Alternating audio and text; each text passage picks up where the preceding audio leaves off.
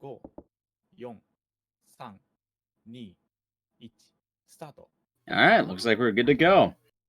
So, as you begin the game, it's pretty straightforward. You're going to be doing a couple things here. First things first, you're going to want to check the first major room of the game coming up on the beginning here, and we're going to be looking for a key. This is going to be the West Wing key. And yes, the Scissorman's name in the lore is actually Bobby Bardos. He is the daughter of Mary Bardos, and we're going to learn about the Bardos family as we go through here. This first section is actually a 50-50 chance. Either you get a key or you don't. If the key doesn't spawn here, he's going to have to get it from another spot. It looks like we got a good key. This key is going to be the West Wing key, and this saves a lot of time, actually. If you don't get this key, you actually lose about 5 minutes. So, generally, if you're going for world record or any good run, you want to get this key. It's really important. Clock Tower SNES is actually the very first speed game I learned, and one of my favorites. It has a lot of tech for a point-and-click game. Anyway, right now we're going to be getting to our first major skip called the Bobby Skip. The Bobby Skip here is going to be a trick where you use the staircase on the left in order to kind of just skip the death animation coming up. What he's going to be doing is he's going to click on the staircase, and then he's going to use the staircase trigger to avoid the death trigger, because actions override reactions in this game. So you'll kind of see it go. And yes, this game is inspired by a big amount of Dario Argento games. There's the skip, he landed it perfectly. Or Dario Argento movies. Suspiria, and this one in particular is very inspired by a movie called Phenomena. Also, before anyone asks, yes, that is Jennifer Connelly. It's meant to be Jennifer Connelly. So this trip coming up always happens. It is all just a part of that. That trip was very well done. The screen froze on my end. I hope there's nothing wrong with it. Oh no, that's not good. I don't know what happened. Wait. Alright, it just cut out for a second. So, alright, so we're back in action. He's back in action. I think they just kind of messed up on the Restream side or whatever. Okay, so right now he's going on the upper floor. He's taking the world record route. I don't know, like, this is a very bold strat right now. There's a 1 in 5 chance he's going to get the room he needs. Right now he's looking for a library, and he needs a library for 2 reasons. 1, the library will get rid of Bobby Barros. 2, the library will also give a book that he needs. He's going to be checking this sports store right here, and let's see if we're going to do that. He did not get it. He got the empty door. So he's going to have to run around a bit more, and he's going to be using the right side in order to get rid of Bobby. It's going to cause a little panic event, but don't worry, he'll be able to get out of that one. He had a very brave strategy there. Normally, if whenever I see this in marathons, runners will tend to go for the safety strat because the bottom side has more rooms. But either way, this way, we're going to be able to escape Bobby, and he won't actually come back for most of this game. He should be gone for pretty much all of it. First things first, though, we're going to have to do a little bit of reroutings. Normally, you'd be coming here later because you'd have the time to get the Demon Idol. However, what he's likely going to be doing right now is taking this rope and then going into that box. And that box is going to uncover one of the tenets of the ending. In order to get the best ending in this game, the S ending, what you're going to have to do is you're going to have to discover the truth about your dad. You're going to have to get the... what's the word? You're going to have to free the crow, and then you're going to have to discover the truth about Bobby. This is one of the 3 major things you're going to have to do, and we're actually going to be getting into some interesting speed tech right now because he picked up an item. Since he now has the rope, EIP will be able to do something called the tech skip. The tech skip in this game is a very powerful skip that, in a point-and-click game, when you have a bunch of text, you can just skip all of it, and it immediately goes to whatever the end action would be, which, if a text lasts 12 seconds, it lasts 0, or however long it takes you to do it. He misses the tech skip, unfortunately. This will lose about 4 seconds of time over getting it, but it really adds up as you go, and the more items you get as you play, it goes. Anyway, the way you do the tech skip is normally you want to push both the action and the item buttons together. And in doing so, you can bring up the item menu while text is happening, as you can kind of see at the bottom. He'll hopefully be able to land it here. That'll also automatically run you to the left, so very often you want to either start running to the right or to go. No, she does not have a weapon. You don't get weapons in this game. There are no weapons. That pipe breaks down walls because she's using her 14-year-old girl's strength to break down the wall. Anyway, normally you're supposed to talk to your dad and learn information, but in this category, oh, is he gonna land it? He landed it. So you saw he immediately talked to the bag, he leaves, that's tech skip. He just saved 12 seconds, and normally you'd have to talk to the dad, but in the original version of the game, all you need to do is talk to the bag. We didn't actually know this in North America for a while, so what ended up happening is we had to watch a 1.5-minute long cutscene. However, the Japanese task was actually really ahead of this, and we eventually learned it, so... Anyway, he has one of the 3 major things done. He is now going to be going back to find that library. He will have to, unfortunately, come back to this area to get the demon idol. But right now he's doing a reverse hole skip here. He's using the items text box to run across the ground. The way this works is you're using the text box essentially to remove the prompt that tells you can't go there. It's kind of odd, but that's the best way I can explain it. Anyway, we do need to do something else, and this is going to be getting a special key to go to the finale. We have to get this from the doll room, which is always the same. It is the upper middle. A lot of the rooms in this game are actually randomized because they wanted to have more replay value. If you knew where all the rooms were, they wouldn't be very fun. So, very often the RNG is a big killer for runs when you're going for world record. The world record has been pushed down for a while, and I currently have it, actually. But Eip has been up and coming in this game, has already broken into the top 5, so he's a great runner. Anyway, this is going to be the doll fight. What's going to happen is Eip is going to need to... what's the word here? Try to manipulate the doll into attacking fast. It looks like the doll is not attacking fast. This is like pseudo luck based. It's really weird and kind of hard to describe. It's pretty much mean. That is the best way I'll put it. What you want is you want Jennifer's picture in the bottom left to start flashing, like so. And then he is going to run to the other side of the room. The doll will hit itself on the wall, and then he can leave. So right now, Eip is doing pretty good on the route. Hopefully, he'll be able to get the library quickly. There are going to be 4 potential rooms at the bottom. We have the empty room up top. He also does need to find the crow room. So right now, we're looking for 2 rooms. The order doesn't particularly matter, especially in a marathon setting. But really, the major factor is going to be a luck 1 in 2 chance. This is going to be between the demon idol and the staff. If you get the staff, it will take an additional, I don't know, about 5 or so minutes in order to progress to the game. If he gets the demon idol, that'll be a-okay. Everything will be just fast, and that is good. And correct. I grinded this game quite a lot. This is actually my first speed game, and I put a lot of love into this one. So when I saw there was a clock tower relay, I wanted to make sure I was doing commentary just because I play all these games. They're very fun. And I know a lot of these runners. I've verified the runs and all that. He got Demon Idol, by the way. That is very good luck, especially in a marathon setting. You don't always get it, so you kind of have to just, bless that. You have to hope you get it. He got Demon Idol, and that's going to save a lot of the time. And the reason for this is because Jennifer innately knows how to use Demon Idol, but she doesn't know how to use a staff. So, funny enough as well, Demon Idol is canon, so we've seen that Demon Idol come back in Clock Tower PlayStation 1, also known as Clock Tower 2. Unlucky here, he got the pink bathroom. The pink bathroom is very common. It's unfortunate. These things happen. That's usually the room you see and you know your run's dead. He's actually doing a new trick here now. You may notice Jennifer ran off the screen. What's happening here is he's doing something called input buffering, or lag reduction. By mashing the inventory button, he's going to be able to reduce the amount of lag on the screen, making Jennifer run faster. Hold on. Let's see what room he gets. He has the crow room. Alright, so he missed the text skip here, but that is a-okay. He's going to be getting the crow key, and the crow key gets used in the crow room, shockingly enough. I'll be using that left cage there, and this will be the next thing he needs to do. This will be 2 of the 3 requirements. And this room is incredibly awkward, because when you're getting in here, you have to immediately click on the table. Let's see if he gets it. He does land this one, and this one is very, very good. It's going to save a small amount of time, and they're going back, and I think it's kind of accidentally going back and forth between Clock Tower, PlayStation 1, and this game. Alright, so you free the crow. That is 2 of the 3 things done.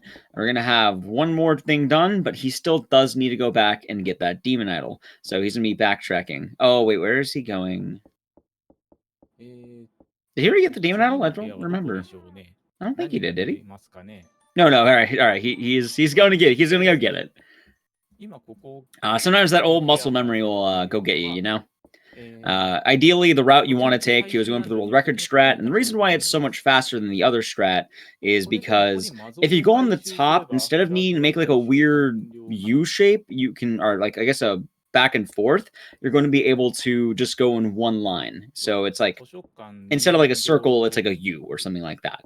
It's just less movement, more time saved. And yes, this is actually a point-and-click game using the SNES controller. The best part about this, though, and this game has PC ports, a PlayStation port, the SNES port allowing, you to move with controllers and to play with all this allows us to do all the speed tech. You can run over the hole, you can skip text, because you have additional buttons. If you only have the mouse button, you couldn't actually do do any of these. There is actually a frame perfect trick you can do for this demon idol that lets you skip this animation. However, it is currently not humanly viable. No human being has done it yet. However, if you were to get this, it saves a lot of time and would probably break one of the biggest barriers in this game. That was a perfect whole reverse hole skip on the way back, though. He got that on the single frame he needed to. That was massively impressive. You don't get that very often. Normally, you have to kind of like fiddle with it a couple times. But he has all the tools now. He's going to be going to the finale of the game. This run's actually the shortest of the three. It's actually my favorite and the shortest, but it's really cool. It could have been a little bit longer if we ended up getting the staff, but we'll be able to quickly go into Clock Tower PlayStation 1 after the finale. So the finale is going to have a few things going on, and one of the tougher tricks that are just in the sheer area of punishment.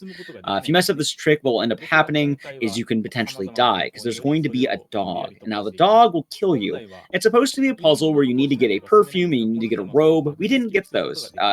Eip does not need perfume and robe. He has raw talent and skill. So what's going to happen here is he is going to go down into the caverns, the caves, and he's going to skip the dog by abusing a text rain. There is a double version of this where you can also skip the walking cycle afterward. That is, well, I guess the perfume wore off, and it's supposed to tell you can't go back. He can skip that as well, and this can be a very fast trick. Ideally, what you want to be doing here is, 1, you skip the dog barking, 2, you skip the dog death sequence, and you skip the slowdown punishment, and 3, you will do input buffering to go all the way to the right side and then run back. We're going to be using another version of the text skip in order to actually talk to our dead friend to get the truth about Bobby. It's going to be a lot happening here at once, so just bear with us here. Alright, so he doesn't skip the dialogue here. That's okay. It's a very minor time loss. Nothing really major there. Let's see if he gets a skip. Alright, he got one of them. He didn't go for the second one. He's playing it safe. So this is a little stop I talked about. You can skip this, but it's very risky where you need to double tap it. It's more rhythmic than sight, in all honesty. He is going now for the skip on Lot. Our dead friend's going to be here. And Jennifer's a terrible friend. She just immediately goes like, hey, Lot. Bye, Lot. And then she's going to be going back, as you can see there. The screen will actually just do this sort of tearing. He is on original hardware. It just does this. Sometimes the screen will randomly turn orange, too. I don't know why. Anyway, we're leading up to the finale. If you got to this point, it's actually really easy. He's going to be doing the lag reduction trick again by mashing the inventory button, and you'll be seeing slight pauses. This is because Jennifer needs to vault up and down this kind of the caves, and we're going to be hitting the big twist of this game. We haven't even gotten to the story yet. So the story of this game is that you had Miss Mary Barros adopting 4 orphans.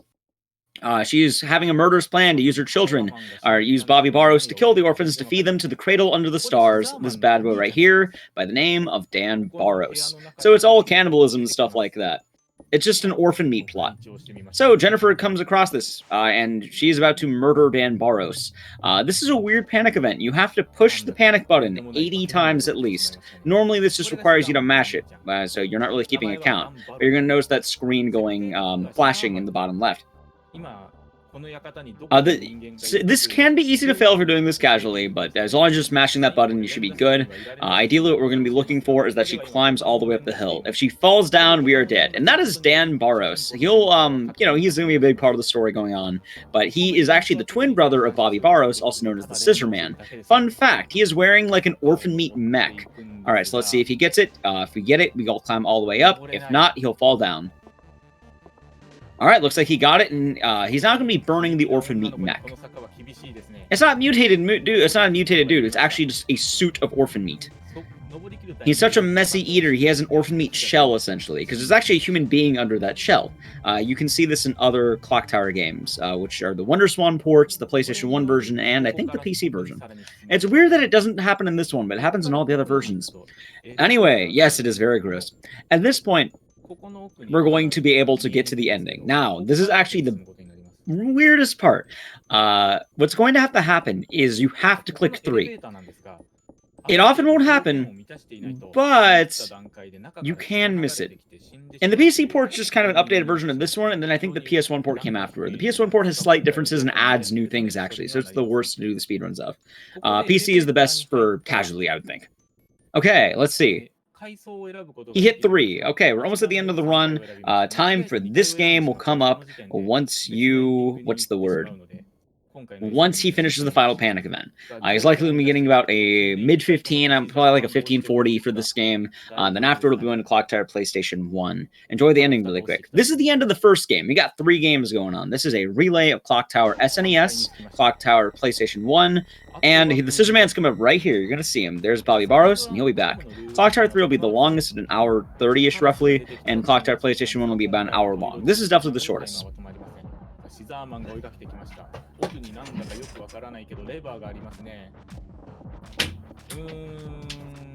I'm just closing my door and standing up while waiting, because we are getting to that ending. You know he got the ending properly, by the way, because you can see someone lying down on the ground. So a weird fact of this, by the way, and this always throws people off, the S ending is actually not canon. Oddly enough, no Clock Tower games have been run at GDQ. No Clock Tower games have been run. However, I actually ran the game Nightcry recently, which was supposed to be the revival of the Clock Tower series, and I'll be running Haunting Ground at the next AGDQ, which is supposed to be the sequel to Clock Tower 3. Anyway, time is about to come up for the first one. Not all of them, but this is the first game in the relay. Very good. He got about a 1544. That was very good. Yeah, TJ. I'll also be doing Haunting Ground, which is supposed to be the sequel to Clock Tower 3. And I can talk more about that as we go. Honestly, I'm gonna level with you here, chat. Clock Tower PS1 really picks up after the first 10 minutes. The next game is going to be a lot of mashing. Summoning crows. These are the crows that we helped earlier. They're our friends, and Jennifer made friends with the crows. So now Miss Mary Barros is dead, and the orphan meat plan is gone. She can no longer grill orphan meat. And I just want to give a big shout out to Eip here. He did an amazing job. That is Eip25. He's been a pretty good runner of this game. Currently, his PB in this game is about a 12:28. The world record is about a 12:11. So he is very close to that, and I think he can grind it. What happens at the end here? 2 of your friends are dead, but you saved one of them. However, this ending's not actually canon. All that you know is that you stopped the orphan meat plot. Bobby, Mary, and possibly Dan are dead. And we can go on to Clock Tower PlayStation 1. So we get our nice ending with them looking up the clock tower. So while they're setting up for the next game, it sounds like they're just going to tab it in the next game pretty quickly. Rip to them? Yeah, so Jennifer Connelly, you know, girl in the blue apron thing, she's going to be the only survivor of this game. And then the next game, Clock Tower PlayStation 1, will be a year after this, and you'll kind of be visiting the events of that. It's actually really cool as well, because a lot of people don't realize that the Clock Tower PlayStation 1 is actually Clock Tower 2, or the sequel to Clock Tower. So a lot of that game spot is going to be a big whodunit. We're now swapping over to Batake. God, Batake is a runner, man. I have verified a lot of this guy's runs. He has been blazing the storm on the PlayStation 1 Clock Tower games. This game, he's got all the world records. He recently got the world record in Clock Tower Ghost Head or Clock Tower 2 The Struggle In. Incorrect, Crescent. Very correct. Only the Blue Apron Girl lives canonically. And that just because in this game, none of the other girls are alive. So, going into the next story for the other part. Also, kind of going to a dumb plot point as to why the clock tower kills Bobby. It's actually magic. Essentially, it's the idea that time will cause adherence. This is what Lot tells you. So by starting the clock tower, you put up time in the clock tower. And then Bobby dies of like 8 tumors hitting him at once and fall damage. You know, that crazy fall damage. So, Clock Tower PlayStation 1. This is a year afterward. Jennifer is now getting therapy, and I don't actually know which scenario he's going for. The traditional route you normally want to do here is Jennifer 100%. Knowing Batake, though, he can be going for any of these. It's likely going to be Jennifer 100. We'll know in the beginning, and we can kind of break down what this is going to lead to. So, fun fact about Clock Tower PlayStation 1, in this game, you can actually go between Helen and Jennifer.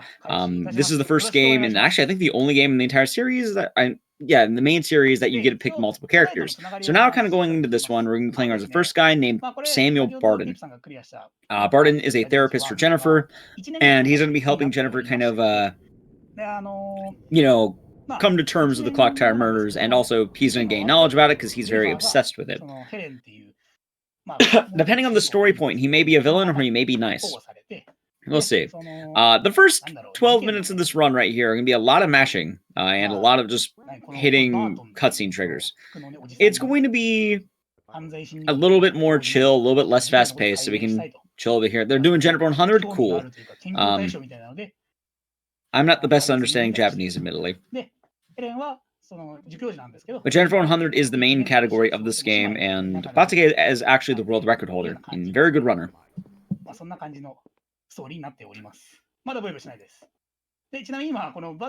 Oh, looks like he's also using the optional costumes as well. He added the bonus costumes. Normally you'd be wearing a blue suit, but he got the bonus costumes. They should be fun to use. Anyway, this area is going to be a lot of you need to talk to things or else you can't actually do things. It's going to... Oh, God, he's going for that. He's bouncing. Okay, that's going to be funny. I like that. Oh, boy. So you need to... I'm just laughing. No, this is this is mandatory, yes. If you don't do this, it's not valid. You need to do this. So really what's happening here is he put on a funny one of the funny modes of this game. Sorry everyone, I'm laughing a bit here. I'm laughing a bit much because it's fun. Anyway, you need to talk to the scissors, you need to talk to the couch, and then Professor Barton's gonna learn a lot. We're gonna be bouncing through this run. God, I never actually played around with this option. This is the first time for me. What did you miss? We're on Clock Tower PlayStation 1. The runner Batake turned on a funny option where the characters will be bouncing up and down, and it will be pretty hilarious. God, I like how the item is also floating. So in this section, you're going to have to talk to the demon idol, you're going to have to talk to Beth here, you're going to have to talk to everything and everyone in this room before you can leave. This game has a lot of forced things. Luckily, you don't only have to talk to him too much, but yes. He's going to be talking to everything in this area. This is peak performance, yes. God. If you guys are not checking out Batake, you should. He is absolutely a great person.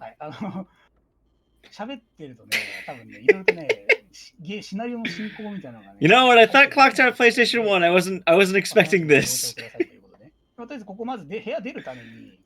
Oh boy. I just love the bouncing.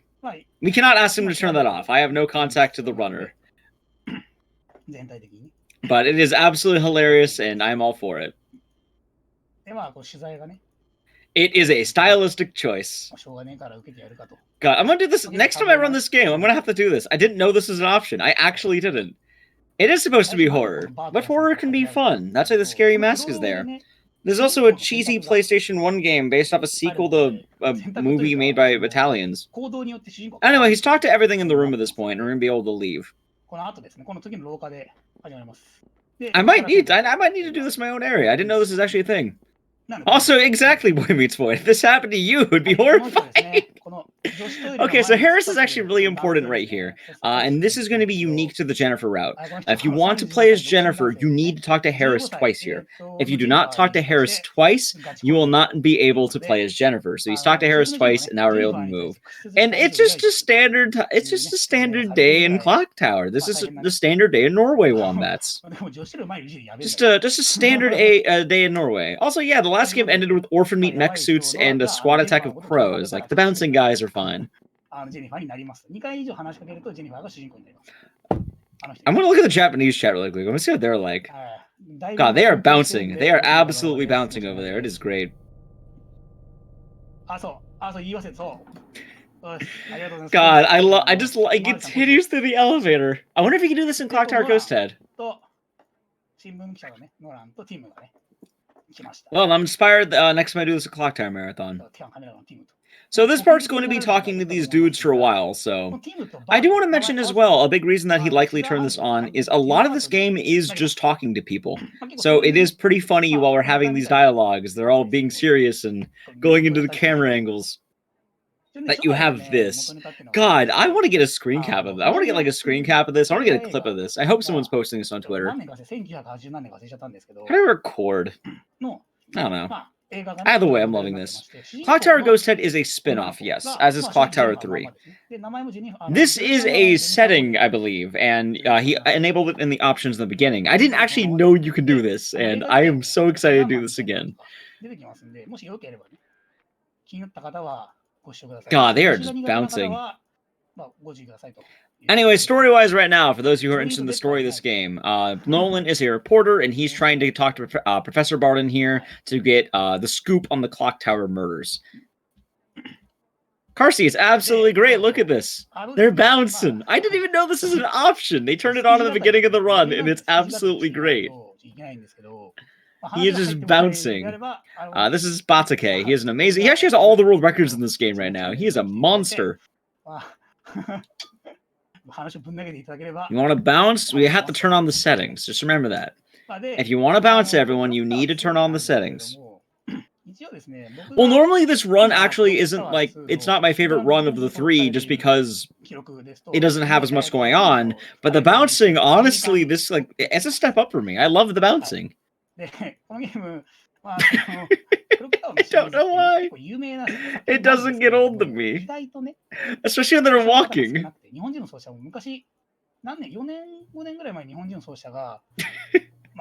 I love how his legs are growing.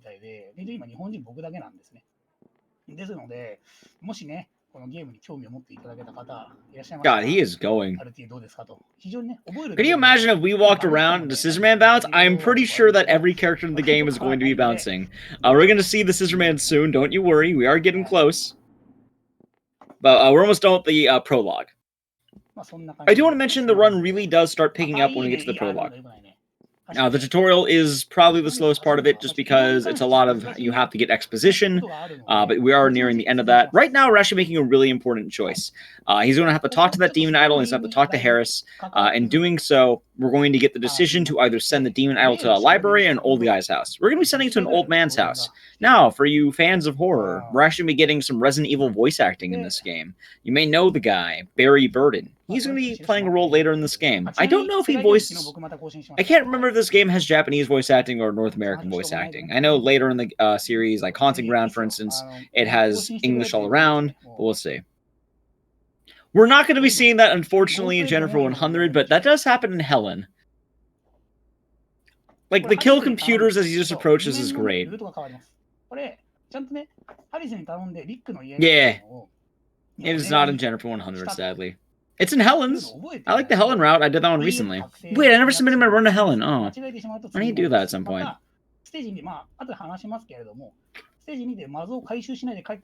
Helen doesn't go for 100. I think actually Helen does go for 100.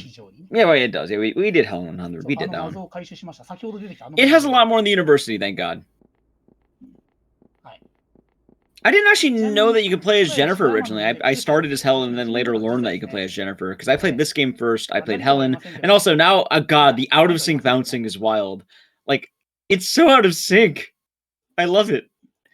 This is Kay and Edward. They're going to be the last of the exposition characters. And then we'll be getting to the main scenario. And then, ideally, we'll be playing as Jennifer. He did talk to Harris twice. So unless the game has a wild bug of some sort, we'll be playing as Jennifer.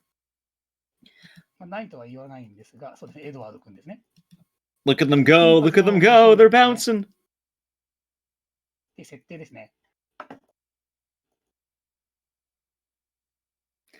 Batake the runner turned on an option that allows them to bounce. I didn't actually know you can make them bounce, so next time I play this game, I'm going to make them bounce. I did not know this was a thing.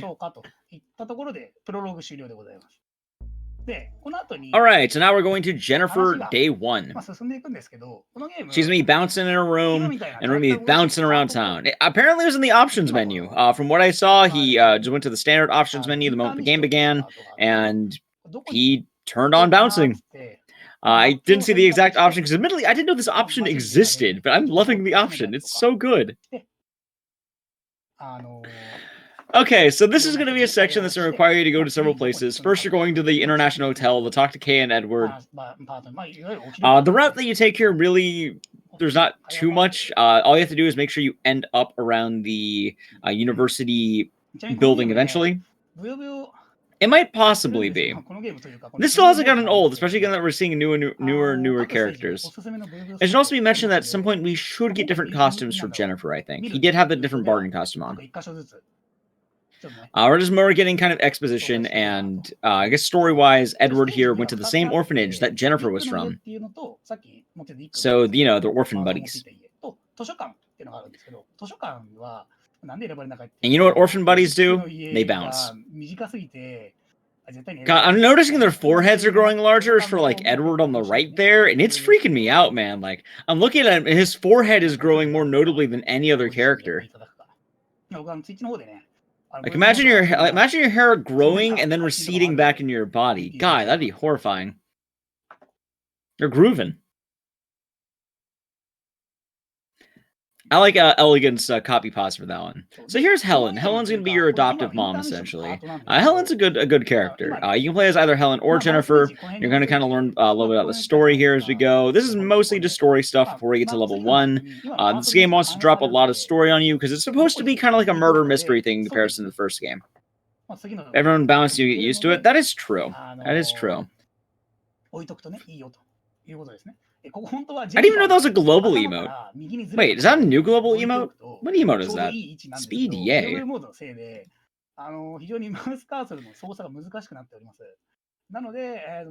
Alright, now we're back to Jennifer's room. And this is Nolan. Nolan's an old guy hitting on an underage girl. It's weird. This game is weird. Either way, Nolan is also a reporter, so he's going to be asking Jennifer on both a date and an interview. That's what Nolan does. He's bouncing. A lot of this game, when you ever see Nolan, is you're just kind of clicking on his butt for a lot of time, because that's where the talking point is. Chat, we all need to be bouncing. That is the way this goes. God, I love it. I love that the boots are growing longer too. The boots. I'm gonna learn how to do this option. That was my plan. All right, now we're on day 1, scenario 1. The action now begins. Jennifer is now heading home from that date, and she is going to be bouncing through the streets, and you can see the extra costume here. It's going to be a pink version of her Clock Tower PlayStation 1, the Clock Tower SNES outfit. Just imagine bouncing down the street. Also, Scandinavia is spelled wrong on that shop. They did not spell Scandinavia right. Okay, we're about to see it really quick. I'm pretty sure the Scissor Man's going to be bouncing. If he is, we need to cheer. We need to cheer. We need to just spam the bouncing emotes. You resent that? Well, this game was, it's based in Norway. There's a security guard bouncing out the door. Alright, so Jennifer's worried that someone's following her. It's about to get spooky. There it is! The Scissor Man is bouncing, but he's always bouncing. God, look at him go. The guy's dead body is bouncing! Okay, this is gonna be really quick. This level lasts about a minute. She's gonna walk through this door. This is Clock Tower PlayStation 1. It's all natural, don't worry. He's gonna hide in this box. By hiding in this box, you'll be able to avoid the Scissor Man. God, is the box gonna bounce? Oh God, she's gonna get caught. She's bouncing. Don't bounce in the box. Alright, don't worry, she escapes. We go in this room because you're going to be able to get a tool for later, which is going to be a can of oil. This is going to go all the way to the end game. The end game is the longest section. You need a can of oil, though, or you can't beat the end game. So we're going to get that oil can, and now we're going to leave the level after getting a key. So first things first, we're going to be getting a key here. The key is going to be all the way to the right, and it's going to be in a quick room here. You can actually summon the Scissor Man if you're not careful. However, if you just talk to the key, you can leave. It should also be mentioned that it's a really good job that batake is able to keep running, because running in this game is a lot harder than it looks. The characters won't always be running. Sometimes you notice he's walking into a run or like walk running. It's kind of awkward to get her running. God, that guy's dead body is bouncing, and the head is just standing still. If you touch that guy, his head's supposed to fall off, so it's supposed to be the giveaway. Oh my God, that is great!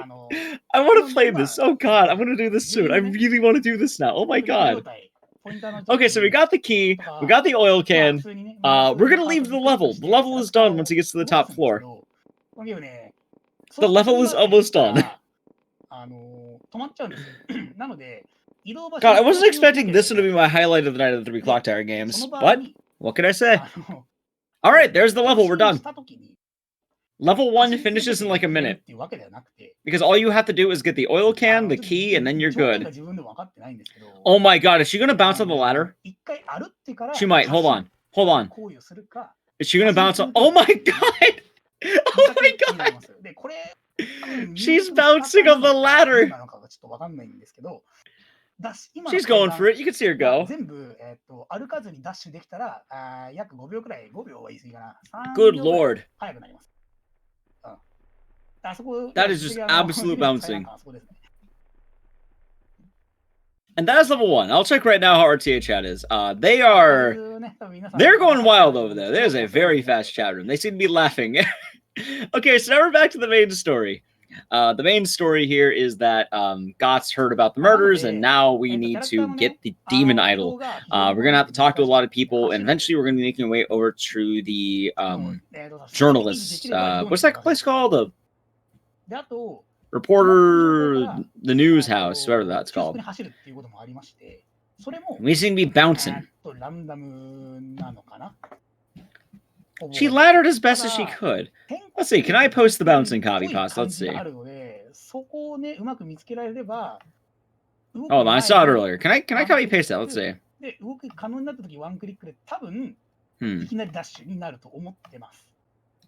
Let's see.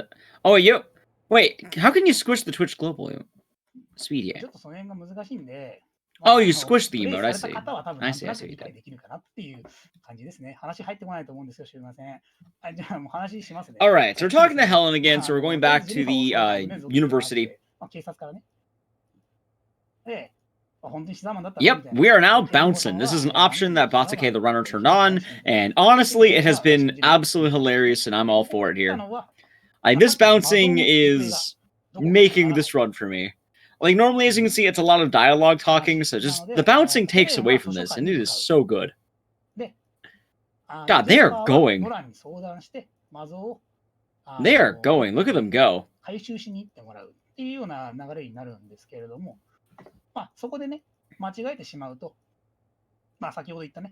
We bouncing. We are bouncing. That is the combo right there. Bouncing up and bouncing down.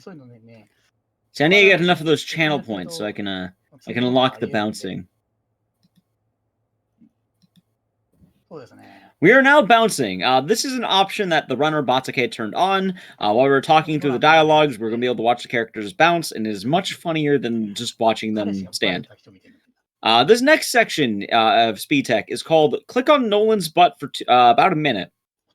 So this is the section I talked about where you have actually a kind of choice. You can either go to the library or you can end up going to the old man's house. We're going to be going to the old man's house because it is faster, just because there's less things you need to do there. So what's going to happen is we're going to be clicking on Nolan for about a minute. Just hammering through dialogue, making choices. That is how it goes. God. Just look at the box. Look at the bounce. We bouncing. They are bouncing. So, there's going to be a part coming up where there's going to be an old guy sitting in a chair. I'm really wondering how this is going to look right now. We have not seen any characters sitting yet. So, I am interested to see what's going to happen with this bouncing. I know we haven't talked about a lot of speed tech in this game. Outside of the main 3 scenarios, there isn't that much speed tech. So, I'm more interested in this bouncing right now. God, there it is. Oh, the S option. We got it. All right. We're now going to the old man's house, and we'll begin Scenario 2. Scenario 2 is actually going to have us playing as Nolan here. Nolan is the playable character in Jennifer's scenario because she's supposed to be the love interest or something. Nolan Campbell with 1 L. All right, let's see. Let me sitting down. Let's see how it looks. Let's see how it looks. They're bouncing in the sofa. Oh God, I love that. Also, the old man might have something bad happen to him. I'm wondering what it's going to look like when it's bouncing. Oh my God, they are just bouncing in the cushions. Imagine if someone came to your house and just started bouncing, and then you decided it's a good idea to bounce with them. They're out of sync. They are bouncing. We went from dank speedrun commentary to what will bounce next. This is fine. I almost have enough to unlock that emote. I only need 1 more treasure chest. They're not jumping on the furniture. They're bouncing on it. If anything, they're going inside of it. This old guy has a really springy couch. So this old guy in the North American version, and possibly this version, is actually voiced... I think he's voiced by Barry Burden. So if you like Resident Evil, that old dude is Barry Burden. He's also the main villain in Nightcry, because apparently Hifumi Kono has something on Barry Burden. Hifumi Kono is the director of this game and the original game.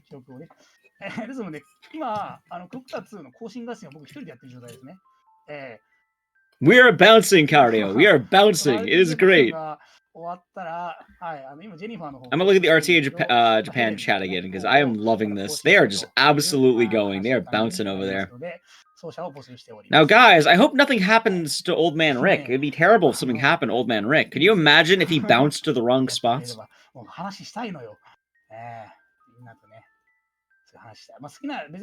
Can you imagine if he bounced to the wrong area? 僕のね、ツイッターでも何でもいいんで、DM でも送ってくれて話しようって言ってもらえれば、話したいんでね。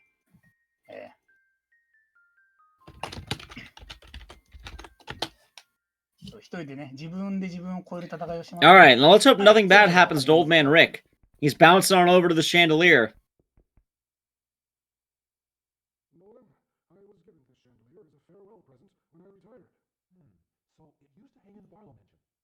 I'm sure he'll be fine. ツイッターで普通にね、話しかけてくれても全然。 Don't worry, I'm sure nothing will happen with that chandelier. 話しかけてください。興味のある方。 Oh no, something happened with the chandelier. Is his body going to be bouncing? Hold on. Will it be bouncing? Oh my god, he is bouncing out of the chandelier. He's bouncing. He bounced too hard. Alright, Old Man Rick is dead. Now begins scenario 2. The Scissor Man will be bouncing on the scene. What we're going to be doing is we're actually going to be going up to the second floor, and we're going to be going to a... Well, there's actually a few variety of spots, I believe, you can pick up here. But either way, Batake is going to be going to an evasion point. This is going to allow us to immediately get rid of the Scissor Man. Ideally, what you want to do is you want to go to the bedroom, because this will then allow you to get a demon idol. Let's see what he does, though. Alright, so he is going to the bedroom. Oh my god, is he going to show off? I think Batake might show off. Wait a minute, he might show off. This is going to be great. Alright, so he's gonna hide in the closet. You have a few options. You can hide the... Do you think the Scissor Man's gonna find him? Do you think the Scissor Man's gonna find him? He didn't see the head coming out. We're all safe. We're all good. You can throw the sheet at him. You can have him... He might go for the TV. He is hovering his cursor over there. Anyway, we go to this room because in this closet is actually the demon idol. And he's going to be able to get the demon idol immediately in here, which is going to be much faster. Hiding in the closet is ideal, because you don't have to leave the room after throwing the towel. Okay, so let's see if he does it. If he does it, I'm going to laugh. There is an Easter egg where you can see the Scissor Man doing something incredibly silly. If he does it, I am going to, like, this is going to be a great run if he does it. I hope he does it. I think he's going to do it. No, he's not doing it. Alright, so there's a cutscene where you can watch the Scissor Man watch cartoons, and then he'll, like, Nolan will fall down the stairs. He's playing it safe here. He's playing it good. I think the bouncing is enough of a treat for us. Alright, so now back to the actual game. We need to do two more things here. We're going to have to get some soap. He's likely going to be doing that first. Let's see. Yeah, he's going to be getting the soap first. He's going to be going to the laundry room. And then after that, he'll be getting a map to go to the Clock Tower Mansion. Because the Clock Tower Mansion in this game is a different Clock Tower Mansion than the first game. The Clock Tower Mansion in this game is the original one, which is apparently not the one in the original game. It's weird. It's a weird plot point. But it's British, so... Yeah, that's all I got for that. Anyway, we're going to be getting the soap, and I am wondering now, there's going to be a dog. The dog might be bouncing. Let us see if this dog will bounce. The dog might be bouncing, chat.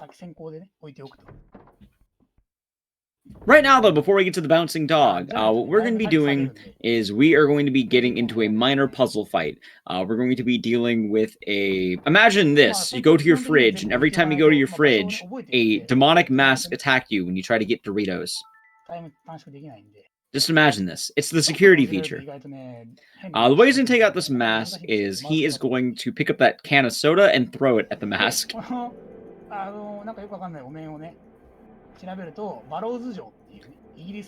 God, I love how the can is just there. He bounced too hard.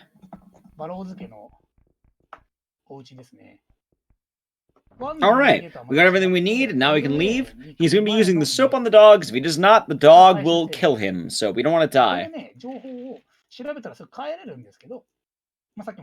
Alright, let's see. I am wondering if the dog will be bouncing. I am very curious right now. The dog might be bouncing. Oh my god, the dog is bouncing. これでも辛 The い dog is bouncing, and then the dog gets soap in its eye. 動物虐待 Don't を worry, して we can bounce off. 帰ることになるんですけど、ちなみにこれだ、Alright, now to the final day. Most of the game actually happens in the final day. Day 1 and day 2 are very much short. Day 3 is the longest. First off, we're going to talk to everyone in the game. We're going to be recruiting every single character that we met to go to England because they want to go on vacation and they, you know, you kind of need, and who done it, you need all the characters to find out who done it. This game actually has a really good twist, and it's supposed to be a sequel of the first game to where the Scissorman came back and you don't know who the Scissorman is.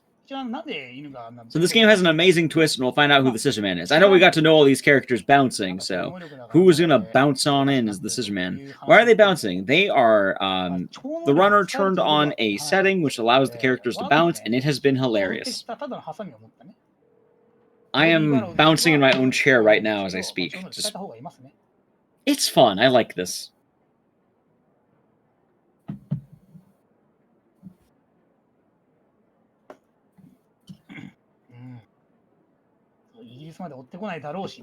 Yeah, we're essentially talking to all these areas, and we should be good to go from that. イギリスに行くよっていうことを触れ回って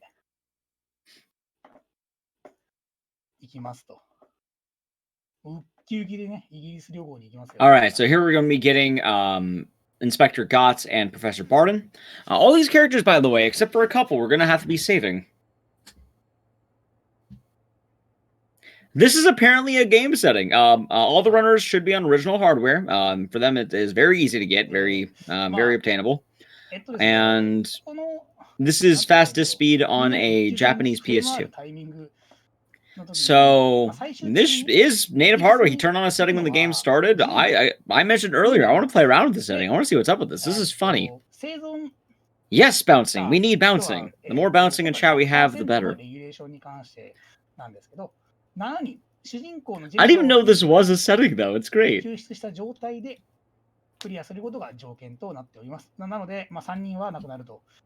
And we are bouncing.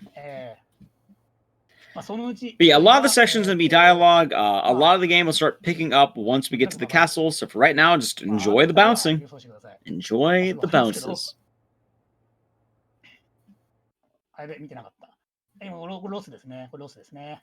Now we're going to the hotel. We're going to be getting Kay and Edward. A lot more dialogue there as they just decide that they're going to be flying.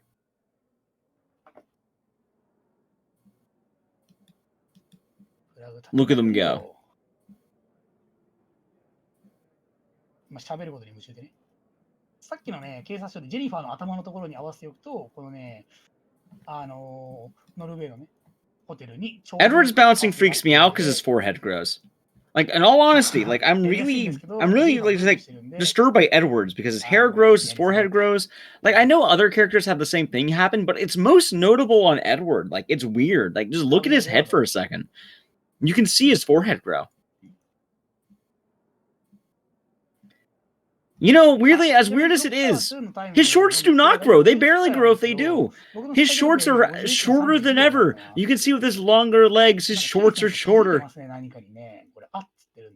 All right, now we're going to be going to the university, and we'll be talking to Harris and Kay. This is a quick one. Essentially, everyone's like, oh yeah, I've always wanted to go to England. I don't know why, but I guess they do. In this game, they do. This is a universe, so they want to go to England. So, that's what's happening. They're just trying to keep eye contact, and that's why they're bouncing. But wait, you have three main characters who are bouncing.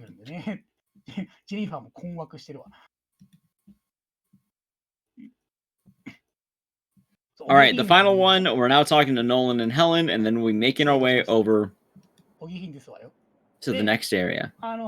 We'll also have like a weird Indiana Jones style map where like you can just see the dots going. It reminds me of like the Indiana Jones for some reason.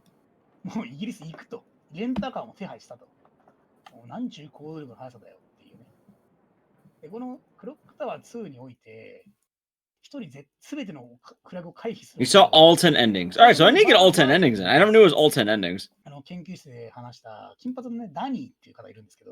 All right. Oh, that's an incentive for me to now play through every single ending of this game. 優秀すぎて仕事をね、深夜までかけないで、その日 Well, my only issue though is I need to buy a Japanese PS2 copy of this game, or just a 最後のステージ PS2 copy of い this や、僕 game パ at ソ some コン point. 持ってないんでいけないんですよねとか言って This game 帰って actually きて does have hardware differences, given that it is a text-scrolling game. The fastest version will be Japanese PS2. あとこのタイヤの This allows you, one, to get fast disk speed, which will be faster than PlayStation 1, just hardware, and then just the Japanese copy having less text in general will be faster than North America. So while the North American version is nice, and if you're trying to play the game casually and don't speak Japanese, it would be good to have. Ultimately, in order to run this game at the fastest you want to be playing in Japanese, actually. All right, now we're on the finale. Most of this game actually is this castle, and this part of the game is really fun. Like, honestly, this is really fun. Anyway, she's going to be in a Sailor Fuku outfit. And look, it's the Scissor Man. However, who do you think the Scissor Man is? You're about to find out. It could be anyone. It could be you. It could be me. It can even be... 僕喋らないんで、よくハリスの言ってることよく見ててください。 Harris. He's bouncing in excitement. It's you? Well, is your name Harris? It could be you. It could be. It's supposed to be anyone. It's Harris. I'm sorry to spoil it, but there he is. So Harris was promised by someone that he can have Jennifer if he killed people.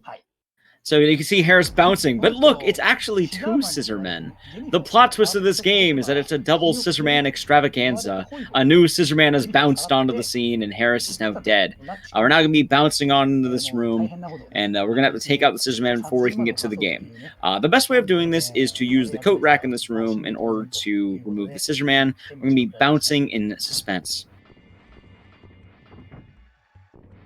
Splice, this is a bounce mode that you can turn on if you found all 10 endings, and it is absolutely hilarious.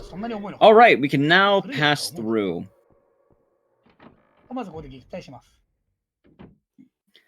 We have to go back to that room, though, because there's actually an important key in here. The routing for this is you want to make sure you do everything. We also do have a bit of RNG. It's nothing major, mind you, but we're going to have a minor RNG thing that saves a very small amount of time.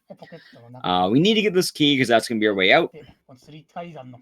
And as well, we're going to have to get a few other things as we go. We'll be going back to the library, because in the library will be a piece of paper. And that piece of paper is going to be a Latin spell. We're going to have to get this translated from either Helen or Barden. Normally, you want to do Barden, because Barden is faster. However, knowing Batake, he might be doing, he has pulled out some surprises. But normally you want to do Barden, because you can immediately just have Barden. You have to worry about Helen. Metric, this is a setting called bounce mode, where you need to get all the game's endings, and then you can bounce. We got Moon. Moon is the best RNG that you can have. You can have Sun, Star, or Moon. He might not need to pick up the plate. He's not going to. You pick it up if you have trouble remembering, but we got Moon. Moon is very easy to see. If you have Moon, that's the best RNG, because it's also the closest. So, that guy's not dead. That's Inspector Gotts. If he was dead, you'd be seeing him in that grinder on the left. However, this is Jennifer 100%, so this is where the hundo percent is going to be kicking in. You need to save all 7 survivors. There will be 7. This is going to be number 1. This is going to be Gotts, and we're going to bounce onto the scene.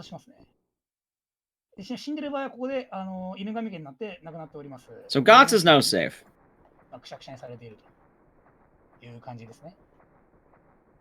Also, sometimes I learn new things. I didn't actually realize that you didn't have to talk to Gotts.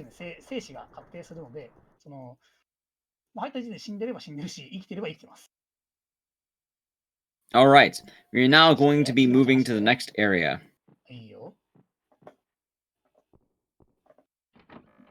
And we are going to be getting a key from the left room here. God, I love how she's bouncing in the cutscene here. I'm no longer going to say we're going to be moving or walking. We're now going to be bouncing over to this room on the left. He gets put into the grinder by Scissor Man. If anyone dies in this game, just assume it's Scissor Man doing it. So by grabbing this key here, we're going to be able to get a key now on the left. We're going to have to bounce on over there, but by doing so, we're going to be able to notice there is a key in that mouse hole. First, you have to activate the mouse, and then you activate the key. Weirdly enough, this room is actually a little bit different if you're playing as either Helen or Jennifer. That cabinet on the left can sometimes be a fireplace, and different items are needed. But it's actually a good way of replaying the game. Oh, so pretty much anyone will die if for some reason you decide to enter the room while Scissorman is chasing you or go there too early. That's the best way I can just say about that. So if you decide to explore more while the Scissorman's chasing you or you don't know exactly where to go, you might risk it. We're not going to go into this next room because we are going to be getting a book, I believe. Yes. So he's going to be going to this room, and we're going to be looking on the bed in order to get a book. And the story is we bounced on over to England. Everyone's with us, and it's going to be it's a whodunit murder so far. The Scissorman killed the fake Scissorman, and now we're trying to find out who the real Scissorman is, so we can put a stop to him, so he can no longer bounce. Right now, it does seem Batake is starting off going to K. This is going to be one of the things at the bottom. I am actually wondering if we can see K early. First, you have to acknowledge that there's a hole in the ground, and then you can push the button. It's a reverse bouncy house. The floor isn't moving, but you are.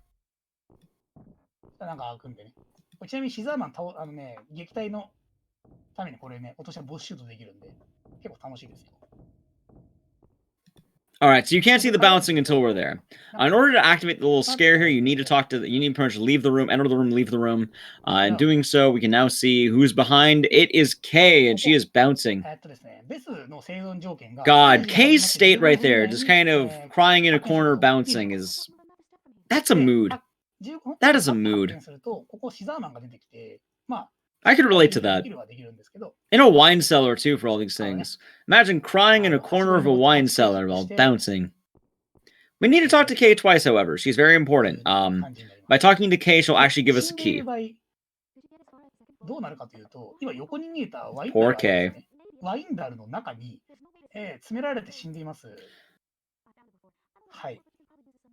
Well, Kay's sad right now. She's scared. 今、鍵をもらったんですけど、別から鍵をもらうので、そのワインダルの中に鍵が入っていて、まあ、要は別の指がね、ポロッと落ちてきて、そこから鍵が。Alright, so now we can leave Kay. She can now bounce in the corner. So some of the people that we talk to, it's not a huge deal on it. You don't need to worry too much. For others, though, like Kay, you do need to talk to, because by talking to her, we're able to get the item that we need, which is a key. So let's see the path he ends up taking next. Alright, it does look like he's going to likely be getting... Let's see.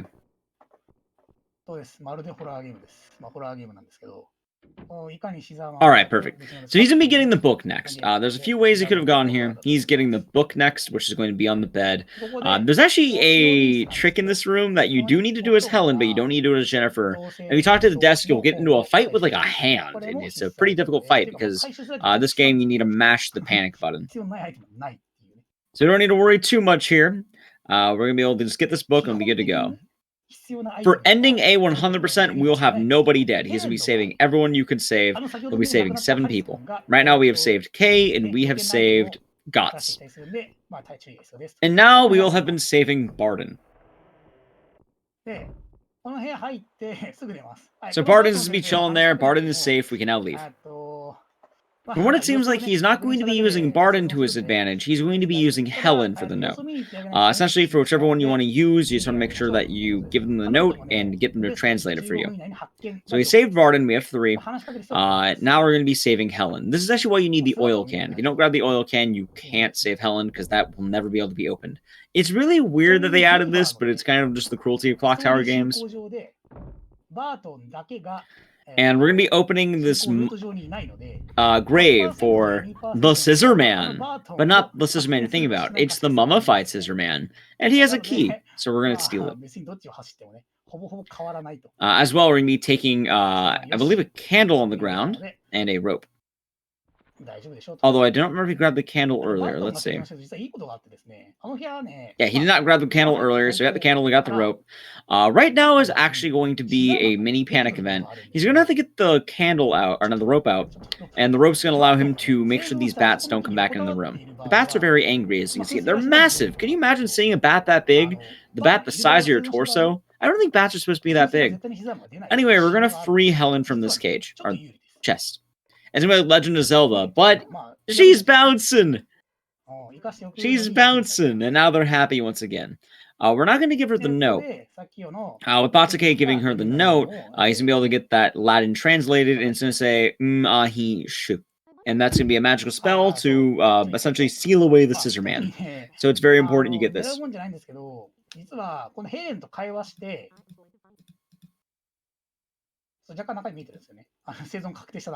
They're bouncing.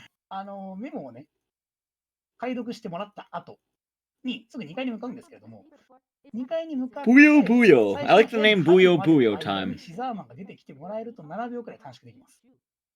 もう本当に運なんで、Hard to say. まあね、お願いしてもしょうがないというようなね。カーソルブイブイしてるのは僕が。I'm happy the bats weren't bouncing. 無限に連打してるからです。はい。Honestly, I think it's just mainly so Jennifer would understand it. So I think that's the implication behind translating the spell. Because Jennifer can't read Latin or speak it. Helen can read and speak it. And it's essentially Jennifer can't read or sound out words. The Scissorman are supernatural. The original Scissorman was born under a blood moon and had demon powers, which is why he can teleport and stuff. もしくはシザーマンが出現して撃退した後ですね。から2分間は絶対に出ない。Okay, this is actually my favorite jump scare in almost any game ever made. Check this out. I'm sorry to spoil it, but... ですね。 Boom. Okay, so this is actually a plot point you need to do in order to save Nolan, who will be coming up next. Nolan's actually very important to even beat the scenario, and now Scissorman and Jennifer will be bouncing on over. And then Scissorman just bounces away. Nolan's gonna be bouncing in the corner. We're gonna talk to him. And God, it is weird looking at this angle, actually. Jennifer crouched down bouncing is kind of a trip. Can you imagine your spine just bending in and out? Or sorry, bouncing in and out. I don't think I could. 結構ね、そこはね、お祈りポイントなんですけど、ちなみにシザーマンが1回出てくると、場所にもよるんですけど、約20秒から1分半ぐらい取られたりするので、非常にね、厄介なね、存在ということになります。Also, they're bouncing in a room full of dead children. ジェニファーは行くのにあそこでシザーマン盛り返すのもよくわかんないですけどね。I'm glad the children aren't bouncing. I feel like that'd be too scary if the children were bouncing. まあ、このお城で殺された子供たちが歌っております。ちなみにこの曲なんですけど、大きなお城のリトルジョーンという曲で、まあ、歌詞の内容をだいぶね。Could you imagine if the dead children were bouncing? They're singing, but imagine they're also bouncing. What do you think is scarier? The children floating there who are ghosts, or the ghosts seeing two people bouncing in the corner? I gotta feel for the ghosts. I'd be terrified. Especially given that Nolan's leg is going in and out of bone. Look at that. Alright, we got all the knowledge we need from Nolan. We can now leave.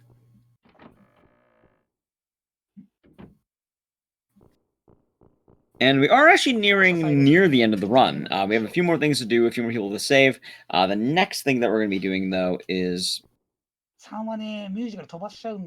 There we go. The next thing we're going to be doing is we're going to be going to the library because we need to learn. So I mentioned earlier there's going to be a little bit of RNG coming in on this. The RNG right now is going to be that moon, star, sun. We do have best RNG. Moon is the best because 1, it's easiest to see, and 2, I believe it's the fastest. But first things first, we're going to be getting genealogy. This is just going to help us out later, so when we need to learn about the Scissorman and all that, we can. And now we're going to learn, hey, look, scratch marks. You ever see scratch marks? Things can move. She's going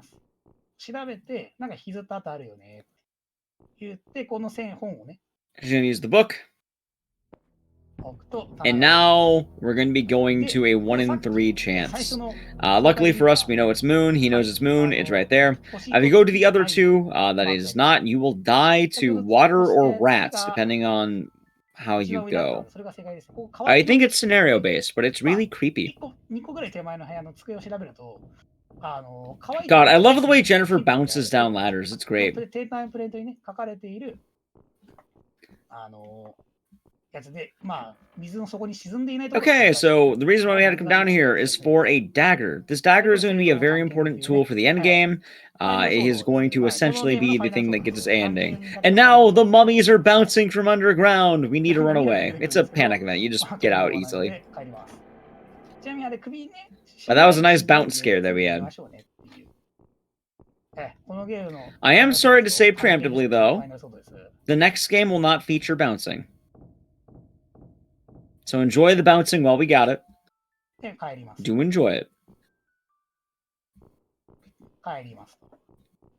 次はね、ティム君を救出に行きます。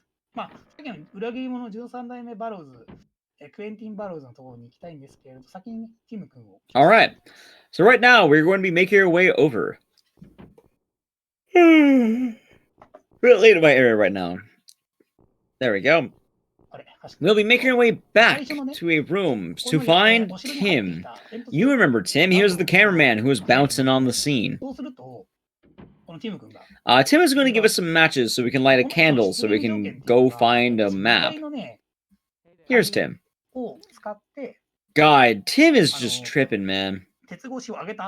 So they're essentially doing Clock Tower 1, 2, and 3. So in Japan, this is Clock Tower 2. And then Clock Tower 3 is going to be Clock Tower 3, which is always called Clock Tower 3. In Japan, Clock Tower Ghost Head is called Clock Tower Ghost Head. Clock Tower 2, The Struggle Within, actually is not Clock Tower 2.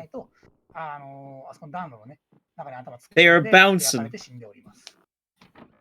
Wait, do I have enough points? I almost have enough points to unlock the... Wait, I have to unlock both, though. Damn. I have to unlock both. I messed up. Yes, so this is RTA in Japan, and we are the English Restream. Right now, the runner batake has turned on bouncing mode. So right now, we're bouncing on through. Batake actually has a world record in Ghost Head, I should mention. He just got it recently. He is a very good runner. No, we're in bounce. We're not going out of bounds. We're in bounds. Well, I guess we're going in and out of bounds if you think about it.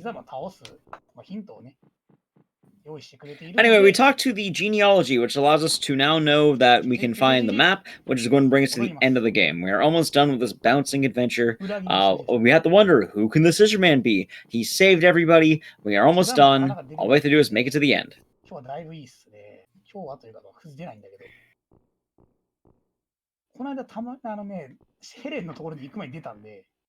I am very glad that they decided to have bounce mode on.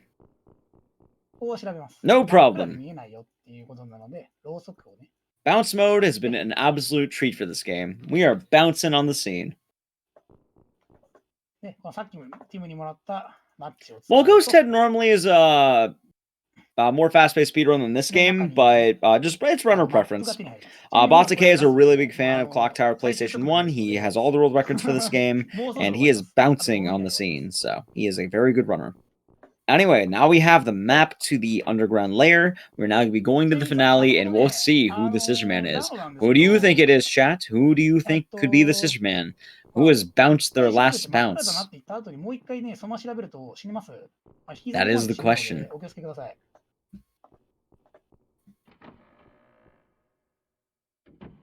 Is it you, chat? Are you the Scissor Man? Whose bounce reigns supreme?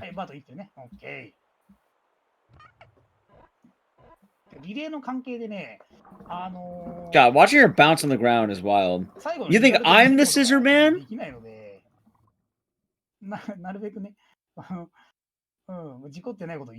We'll see. It could be anybody. It could be you. It could be me. All I can tell you is they might be bouncing. God, I love how Barton's just bouncing in the corner during all this.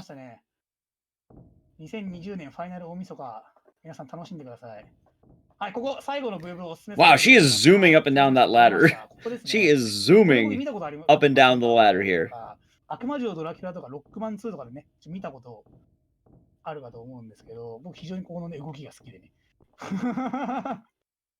All right, let's see who it is.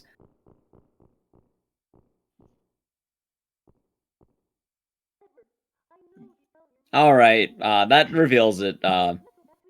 It's the little boy. It is. However, the little boy has a bit of a twist. はい、ハリスとケイ先生が亡くなりましたね。これで2人です。 If you remember from the last game, there was a giant orphan meat baby. The giant orphan meat baby is the Scissor Man. I'm not kidding. そして、 I think he will be bouncing, actually, and there might be a dead body that's also bouncing. Let's see. お分かりかとは思いますが、この Oh, the dead body's not bouncing! No!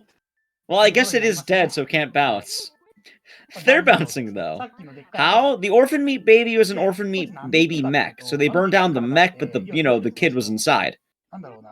This is why I said that he's the twin brother of Bobby Barros, a normal-sized child. He was wearing an orphan meat mech, essentially, that he can control. It sounds stupid, but it's pretty well explained. Anyway, Nolan bounces on onto the scene, stopping the Scissor Man, and now he's going to have to put the Demon Idol on the left side. After that, he'll have to stab the Scissor Man, and time happens once we stab. We have one more game afterward in the relay, but this has been Clock Tower 2. We should call it Bounce Tower. まあね、結構ね。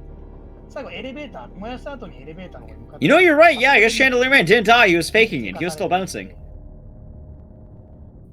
結構補足的なね、意味合いがあります。で、この、はい。 Alright, here's Clock Tower PlayStation 1. God, how are they going to be looking at grabbing onto the edge, I wonder? They're still bouncing. She's still bouncing. Correct, TJ. It was an orphan meat baby mech. They're bouncing, and that is the run. Say goodbye to the Scissor Man. He's now dead. You know, maybe if she stopped bouncing, she'd be able to hold on to that better. でもちょっとね、切り替えはスタックロールが入った瞬間くらいにお願いします。 All right, and I think we will be able to see. Let's see if he plays the ending cutscene. There also is the ending chart, which will show how many people he saved. It should say 7. We'll see if they play it though. It looks like we are getting the ending, so enjoy.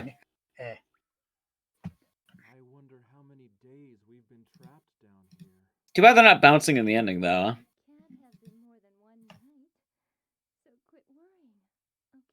Huh? I guess our number's up, Jennifer. Don't talk like that, Nolan. まあ、 Helen will save us. この乾燥した感想といいますか、ね、まさかね、RT 始めた年に、この RT In Japan でね、走ることができるとは思っていなかったので、非常にね。 We all bounce down here indeed. That was Batake as a runner. Batake is a very good runner. He has all the world records in both Clock Tower PlayStation 1 and Clock Tower Ghost Head. He is very good at the PlayStation 1 games that are, the style point and click. Very good runner, so. If you, check him out sometime. He's a good dude. We're now moving on to our third and final game of the relay, and our next runner will be Swordfish. But enjoy the bounce. Well, at least we enjoyed the bouncing. Alright, let's see. He's probably going to skip this and show the ending, or the screen, maybe. Or they might just go to Clock Tower 3. The estimate for the next game, likely world record, is actually by Swordfish, who recently got a 117 in Clock Tower 3. So he currently has the world record as well. It was really recent he got this world record, like within the past couple of weeks, in fact, for this next game coming up. So Clock Tower 3 will be kind of, back to the norm. No more bouncing. So I hope you enjoyed the bouncing while we had it. I'm gonna miss the bouncing, though. I like the bouncing. The third one's not actually connected to the game. Capcom just made a weird way of naming it. I don't know why. So Clock Tower SNES and Clock Tower 2, the one we just played, are made by a guy named Hifumi Kono. Afterward, they made a spin-off called Clock Tower 2, The Struggle Within, also known as Clock Tower Ghost Head, and that game was not made by him, but was still made by Human. Clock Tower 3 was the first game made by Sunsoft, and for some reason they decided to name it Clock Tower 3, because in North America, this game is called Clock Tower 1. So due to localization issues, Capcom and Sunsoft ended up naming the next game Clock Tower 3, when it should be Clock Tower 4. It doesn't really relate to the story, but it has a 3 in it, so it counts.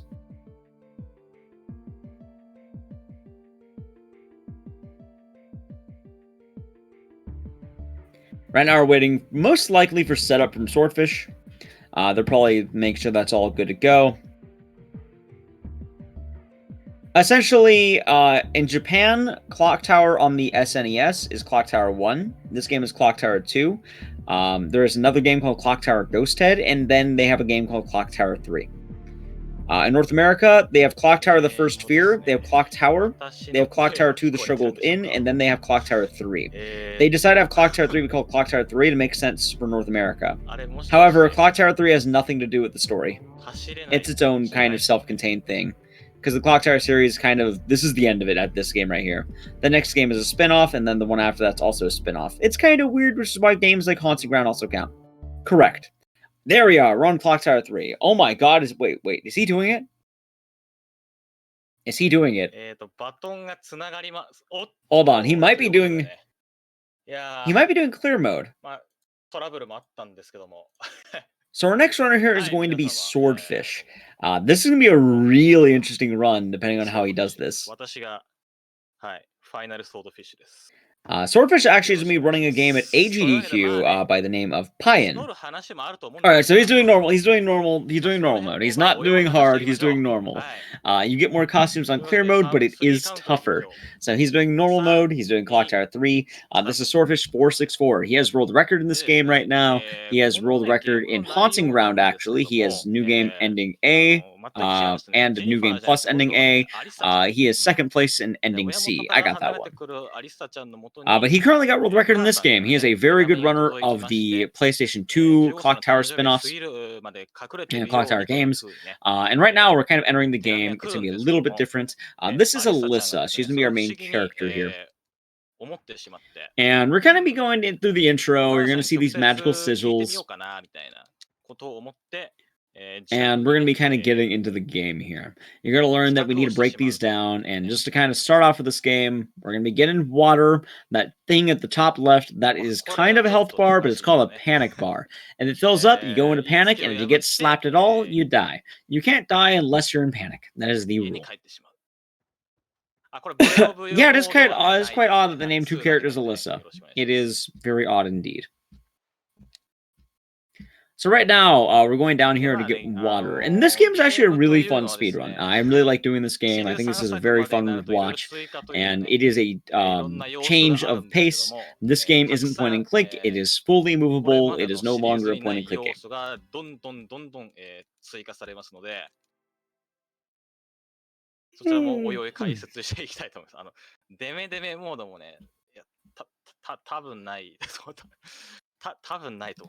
So he's going to be taking that water he just got. The number on the top left is actually the amount of water he has, and he can throw. You can use water for a couple of things. You can use it on these sigils to break them. You can throw it at enemies and that will stop them. You have options. We'll be making our way to the back, and that's going to allow us to go to the first level by looking at a portrait, or a little picture frame, whatever you want to call it.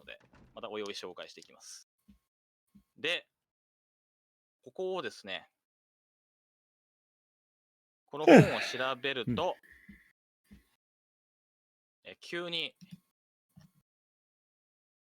第二次大戦のイギリスに飛ばされてしまうというですね。All right, now we are on the first level, and the game may truly begin. We're in World War II. Christmas time. This game is a Christmas game. I should have played it for Christmas.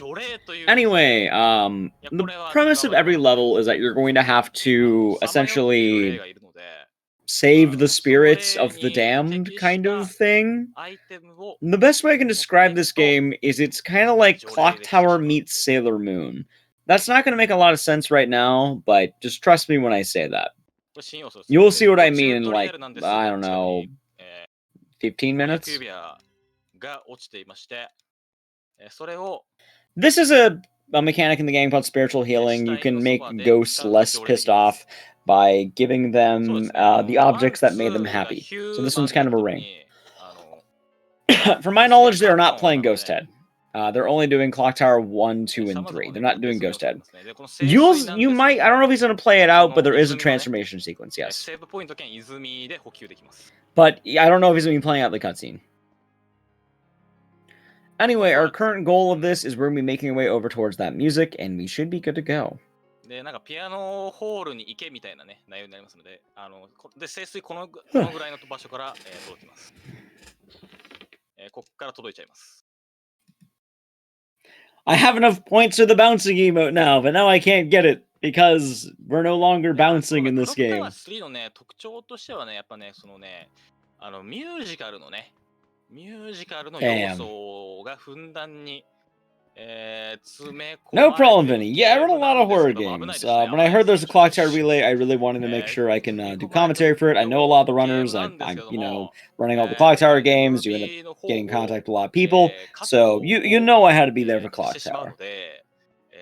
Anyway, right now we're making our way to the tailor shop. This is going to kind of begin the section. That is a brave throw. He got a very brave throw on that, and that is wild. Oh my god, I've never seen that throw before. That is a wild throw. Normally you want to get a little bit closer, but he got a very far away throw. Technically, if you get far away throws, you can entirely just save a little bit of time as going. The downside is if you miss, well, one might be dead. So right now we're going to be gathering resources. There's going to be a variety of keys and stuff, because eventually we're trying to get an invitation so we can go to that piano hall, because we can't go in without a piano. I do want to remind everyone as well that Swordfish will be running RPN for AGDQ coming on up.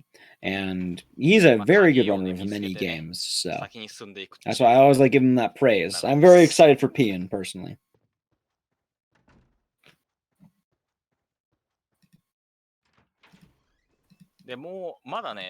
Right now, we're going to be getting introduced to our first stalker of this game. We're kind of keeping the same stalker mechanic. Instead of the scissor man, we have a sledgehammer. Sledgehammer is going to be a little bit different.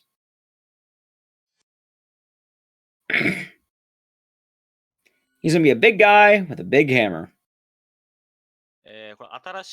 So the best part about this game, though, is unlike all the other games, if you're being chased, you can actually do things. So luckily for us, we're going to be able to have very fast-paced movement. It's quite nice.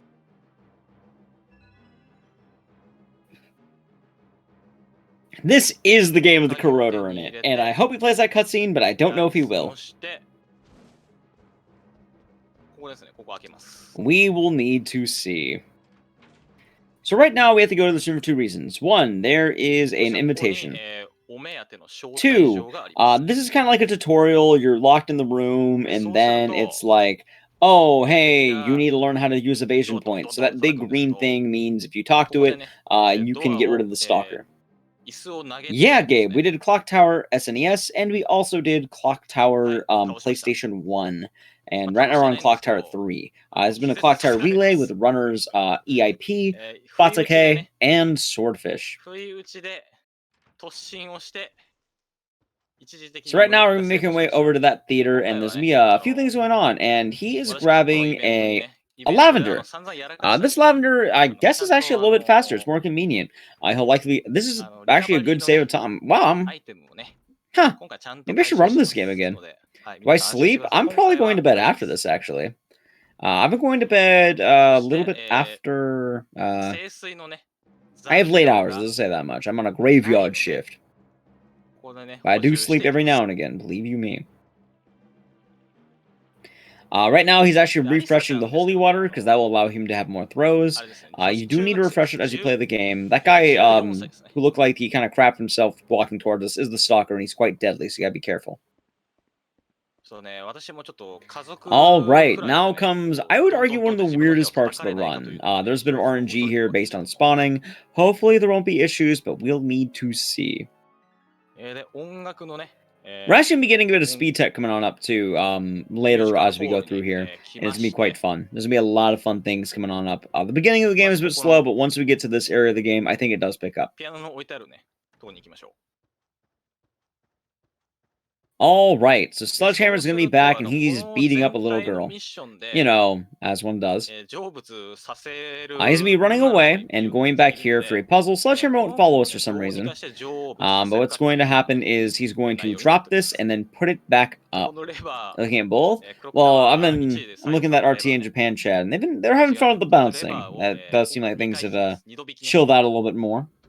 I think they're sad that the girl died over there. They might be sad about that.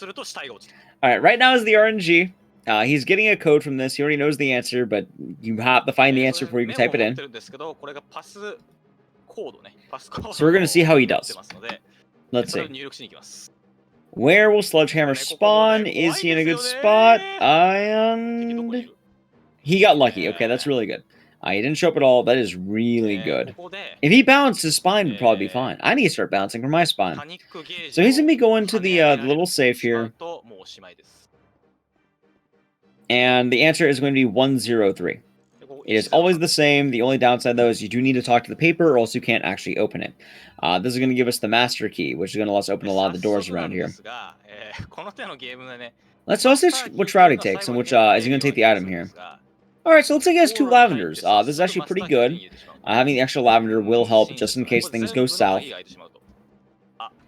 Sledgehammer here won't matter too much. They don't attack you while you're opening doors, which is actually going to be a trick that comes in handy later. Right now, though, there will actually be a minor jump scare, which can increase that panic meter. However, he's going to take a particular line, which is going to allow him to avoid it. There's going to be a lot of particular movements Swordfish is doing here. By doing so, he's going to be able to avoid a lot of things. I really wish I could speak Japanese, too. It'd be cool.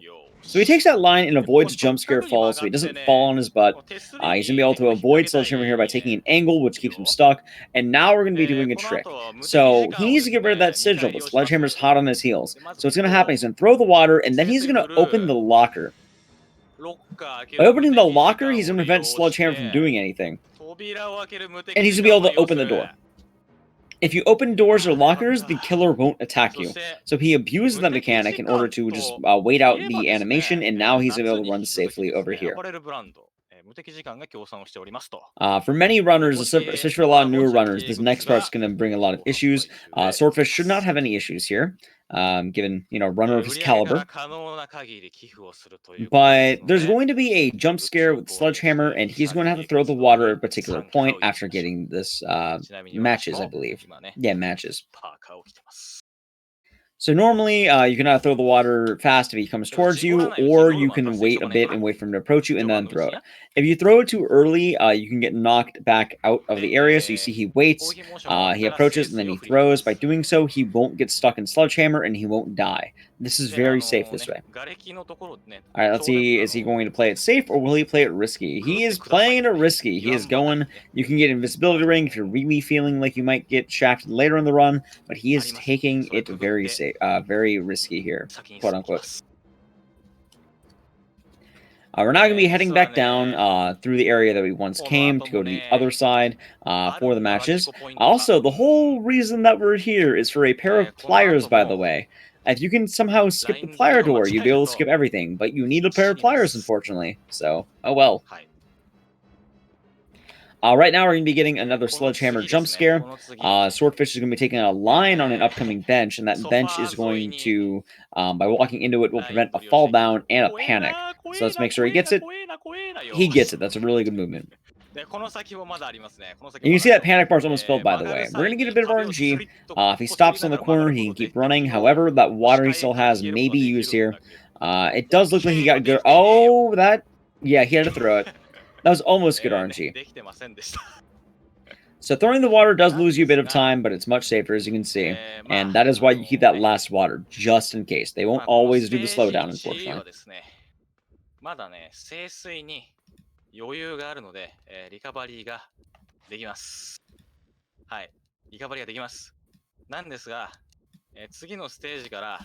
So this section is a bit RNG. You just kind of hold left, and what's going to happen is you'll have these trips. Ideally, you want less and less. Let's see how many he gets. So I've already said one. Oh, there's two. Ideally, you want to have 4 total is not bad. 2 per side is okay. You can technically have 0. It's all RNG. And good runs will end up getting less, obviously. However, this isn't really reset worthy. I wouldn't say so. Alright, there's 3. Let's see how many he gets. 3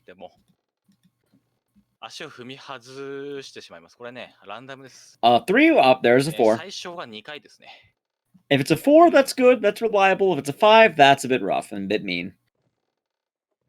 Oh, he got a 5 right at the end. That is just cruel and unusual. Alright, and now we get introduced to moths. They're annoying and will slow us down. They don't come up much. However, Swordfish will likely be doing a trick here, which is going to be a quick run through the sledgehammer. Yeah, he got it. Okay. So you can run a very tight corner through him, and it's much safer. You don't get hit by the swing, and you can avoid him. Right now, we're going to be booking it on out of this place. We're going to be going back to the tailor, and we're going to be making our way there. I agree. We should be bouncing more, but we have no more Buyo Buyo mode. パニックゲージってやつで、これが、振り切れてしまうと、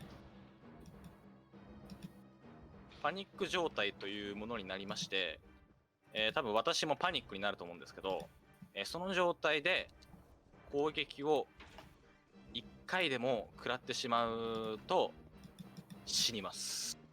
はい、死にます。Alright, we are now out of the building. We'll be going back to the tailor, and now I did mention that this game was a bit Sailor Moon-y.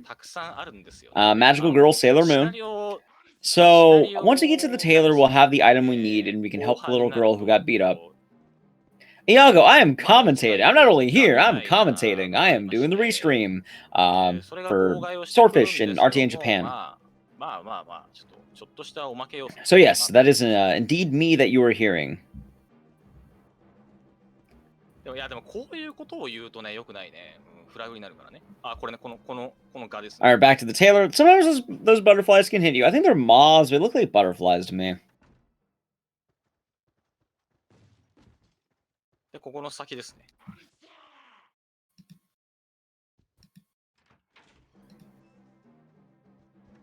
とにかく追跡者はね、めちゃくちゃ追いかけてきます。And now we're going to be getting into another odd mechanic here. And that mechanic is going to be... what's the word here? Arrows. These will come in handy later, but he picks up this green arrow because we're going to need a lot of these arrows. They're going to come in handy way later. I don't want to spoil the fun, but I'll explain it once we get a little bit forward. Anyway, we're going to be getting a golden pocket watch, and now we can beat the level, and we can make our way back to that little girl who got beat up. She'll get unbeat up. いうフラグが立ちます。そしてですね、この後、ミュージックホールの前の広場に行くとですね、実は、アリッサちゃんというのは、古代ルーダーの末裔である。Alright, we're now making our way back, and we'll be going to that courtyard once again that we saw, and I don't think anything will go wrong. I think we should be good. である。というですね、ということなんですよね。There is a guy with a giant pair of scissors later, but it's not the one you think it is. Maybe it is, I'm not sure. ということに、急にね、話が Alright, so I'm sure nothing bad will happen while we go back. 力というのをですね、授かります。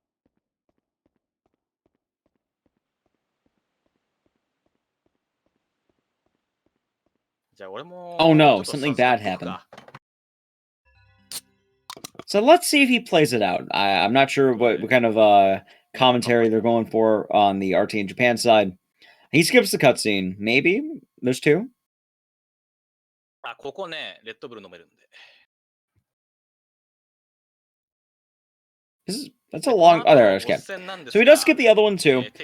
Essentially, now we're going into the boss fight. We have turned into a magical girl, and we'll have a magical bow and arrow. We're going to be using the bow and arrow to give him judgment. First things first, he is going to try to bait a hit, and by doing so, he's going to charge up a 5-shot. By getting 5 charges, he gets a binding. You can see that little light behind him. That binding, he needs to get about 5 of these. By getting 5 bindings, he's going to be able to drop a spirit bomb, which, if you don't know what that means, you will see. Like I mentioned, this is Sailor Moon meets, I don't know, Dragon Ball Z. Ideally, though, a lot of newer players of this game end up having trouble not knowing that you can charge this. It should also be mentioned this is a clunky mechanic. You can't aim the bow and arrow. When you pick a direction, you're going in that direction, so you have to re-aim quite a lot. That green arrow is a knockback arrow, which will come in handy later. Enjoy the spirit bomb. This is a very good fight. One spirit bomb. I guess Madoka. People have mentioned Madoka in the past. Either way, one bomb will take him out. And that is the first boss. He's dead. これにはね、こういう、なんかこの要件を満たしてるものというのには、どうも。 And I will say that every いい single イメージ boss じゃない in で this すね。 game will have this kind of fight. So just keep that in mind. Every level is そして building ね、 up ク to ロー get バ the ーのか necessary けら item を to 手に save 入 the れまして person and to get rid of the killer. これをするとね、整数の数が4になりましてね、プラス、整水も強化されてます。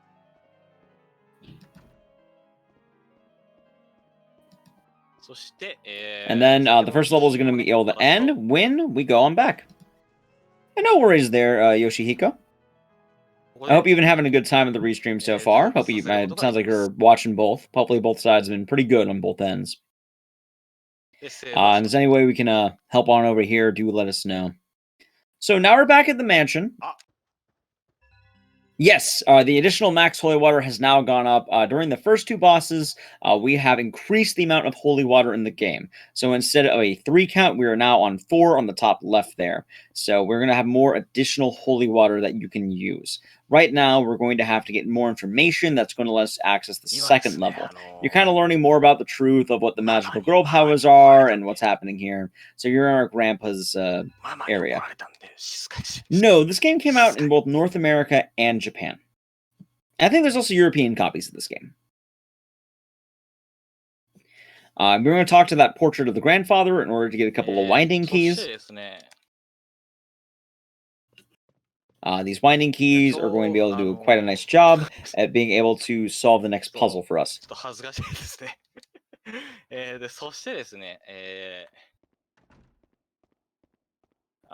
you can see, the game will kind of go between the real world and the spirit worlds, so to speak.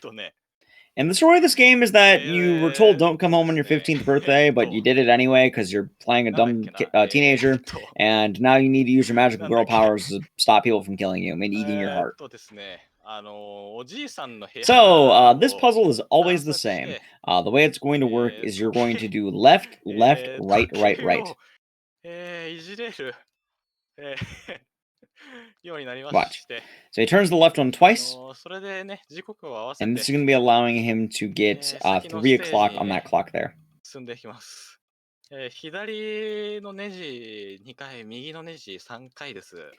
case you mess anything up, you can also reset the puzzle, but normally it's just left, left, right, right, right. And then you're good to go.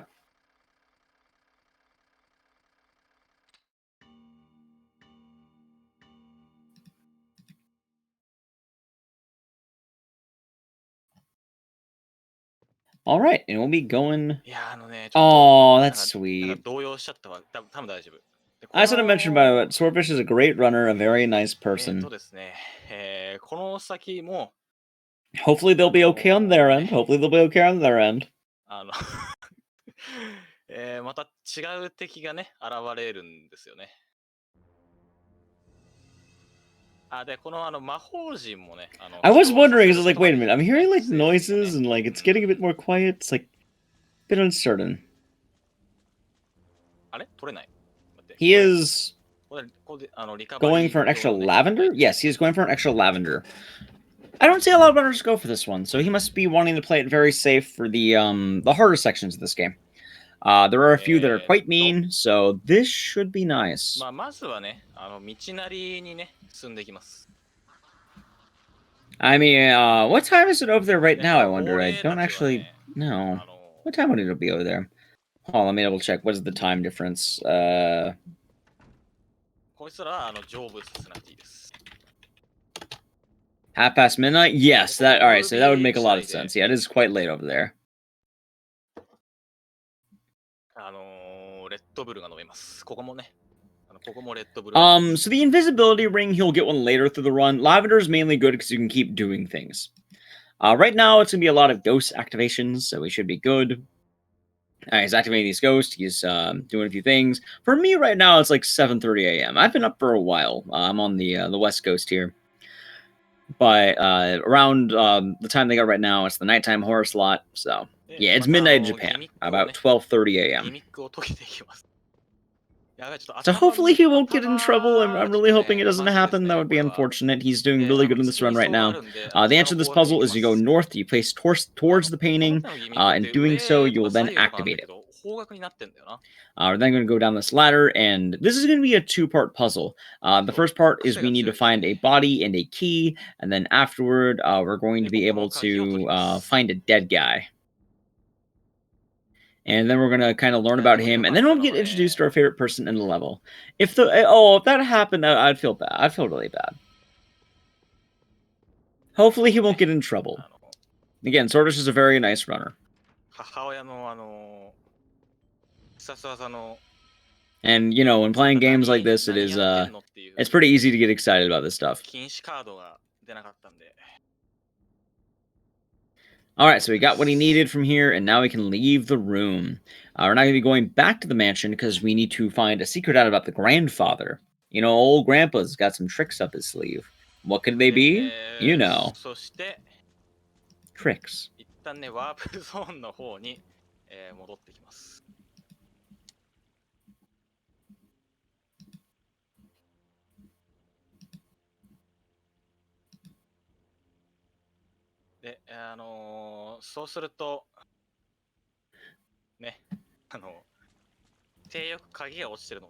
Alright, so we got the key, and you may have noticed he had no water, now he has water. That cutscene actually regenerated his water.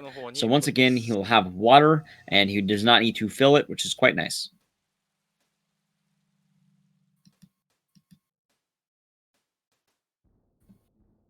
So this game actually is pretty well made. It was made by Capcom, and the company who licensed it out was a company called Sunsoft. So Capcom worked on this game, and they would later use similar makings of this game to make Haunting Ground, which also looks beautiful. Game came out around 2003, and it works very well, all things considered. Right now, we're going to be making our way back towards the grandfather's office, and Haunting Ground's a great game, yes. I'll actually be running that game at HEDQ. I don't want to hype myself up too much there, but nah. I'll be coming on up. And yeah, this game was made by Capcom here, so you know it's gonna be some good stuff.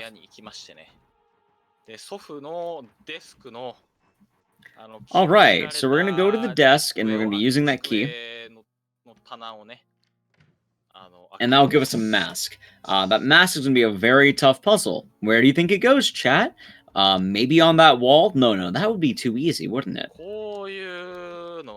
I'll give you a hint. It's exactly where you think it goes. Damn, it was the wall.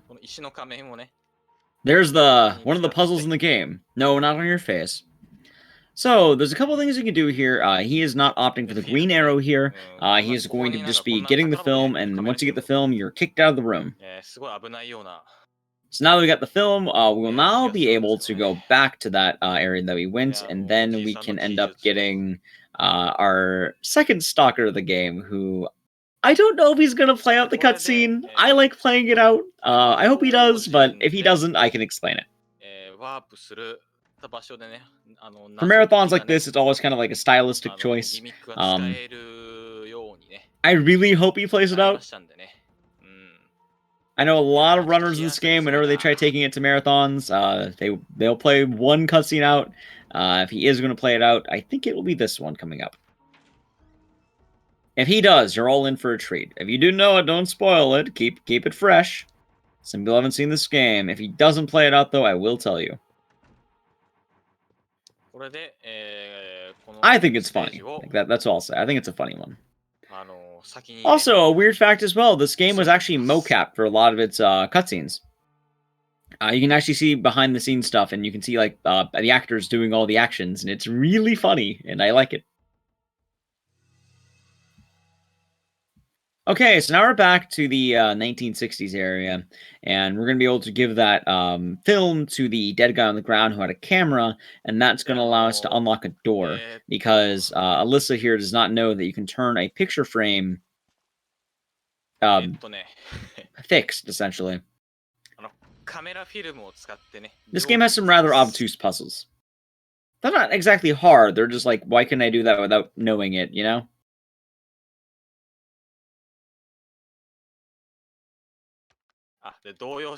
Alright, so we're going to look at both of these pictures on the ground, and that's going to give the knowledge. You're going to be able to see quite a few things here. All right, one more. カメラマンの方でね、なんかカメラにフィルムが入っていなくて。 And there it is. You can see, hey, wait a minute, that picture is in the wrong spot. してもできなかったということなので、 Okay. So, we're going to be entering a workshop in a moment here, and this workshop is going to be essentially the spot I was just talking about. Going back to what I was saying, though, he might be doing something silly here. Let's see. We're going to get a cutscene introducing the killer, the stalker here. Let's see what happens. Let's see what happens. そして、新たな敵の、硫酸男くんですね。 Oh, he didn't play it out. Oh, I'm sad. Okay, essentially the cutscene introduces Corroder here, and Corroder will just beat up an old woman and her son, and it's funny to me because he just like he is laughing the whole time, pouring acid on them. He smacks an old lady. It's funny stuff. He didn't play the acid bath though. It's okay. I think he's just making sure. I think that from what I did hear, the marathoner is running a bit behind. So I think they might be trying to get back up time. Yes, is what look up the Acid Bath Clock Tower 3. It's hilarious. It's funny. Here's some speed tech, by the way. He's going to be taking this corner early, avoiding the acid, and then throwing the water. In doing so, he's going to avoid a jump scare, and that's actually going to prevent the falling down and the stun. Corroder is actually one of the easiest people to avoid by this reason. However, he will get harder in a moment. He's going to be doing the same thing. He's going to let Corroder enter the room. However, he can run through Corroder when he enters the room. However, he needs to make sure he doesn't go too fast, because if he does, Corroder will end up jump scaring. So you have to be careful with that. という感じで、通り抜けていきます。でね、この先なんですけどね。So this next part's going to be a bit weird. He's got to take an angle on these stairs. It's usually consistent by, you can kind of see him hugging there. Oh, he's going to get butt slammed. No. The butt slam is a mean thing that can happen. It's slight RNG. You want the acid spray. It's easier to dodge. The butt slam stun locks you. It can be really rough. It's going to get risky right now. It's getting there. Let's see. Hopefully Corroder's not going to be nice. He'll be good. He's got to talk to that fan immediately. If he does, he should be safe. You see, Corroder was bouncing, and that's why he had the advantage there. He was bouncing. なんとかね、突破できました。で、また硫酸男現れるんですが。Alright, so here we're going to throw the water a little bit earlier than you think. In doing so, we're then going to be able to pass this guy, and then we'll be good to go. We're going to make our way down here, and then we're going to be getting that item I talked about. The last one, it was a locket. This time, it's going to be a shawl. You'll learn that in the, actually, the acid bath cutscene I talked about. This is going to be a minor puzzle. And with this puzzle, you're supposed to kind of like just test the waters, and it's trial and error. Pretty much the best way I can describe it is you take the most inconvenient path each time. All you gotta do is take the most inconvenient path. So, go to the one that's farther away, and then the last one will break. If you fail, it's not punishing. You just fall in the water and have to do it again and do the walk of shame. So, you'll kind of see he's taking the longest path each time. Instead of taking the short path, it's the long path. And then the last one will break if you're not careful, so you need to make sure you're committing to it. It looks a lot riskier than it actually is. Like, you'll almost always make it. And yeah, the butt stomp is, like, absolutely, like, hilarious. This is a horror game, by the way. I like how earlier we were joking how the bouncing was taking away from the horror, but this game has butt slams. Come on. The bouncing was fun. The butt slam is fun. This game is fun. So he's going to play it safe and throw the water. There's two things you can do here. Either one, you can just run straight to the gate, or you can throw the water. Throwing the water is much safer, because I'm pretty sure he doesn't want to deal with any accidental deaths. Right now, we're going to be getting to our second fight in the game, and probably the most RNG-laden fight. We're going to see how he takes the fight. Most likely, though, he's not going to use his resources. If he does, then, well, we'll see what happens. Oh, I told you, the acid bath cutscene's hilarious, right? I mean, maybe I'm morbid for laughing at it, but it's hilarious. I love it. It's one of my favorite cutscenes ever made in any game. Alright, so here's the Corroder boss fight. Also, he's mashing triangle during the opening menu to make the health bar go immediately instead of channel. It's kind of a minor thing, but it adds. He is bouncing. Alright, so he is going to be firing arrows at him. Essentially, if what you want, his mom is angry. Oh no! 貯めておきたい。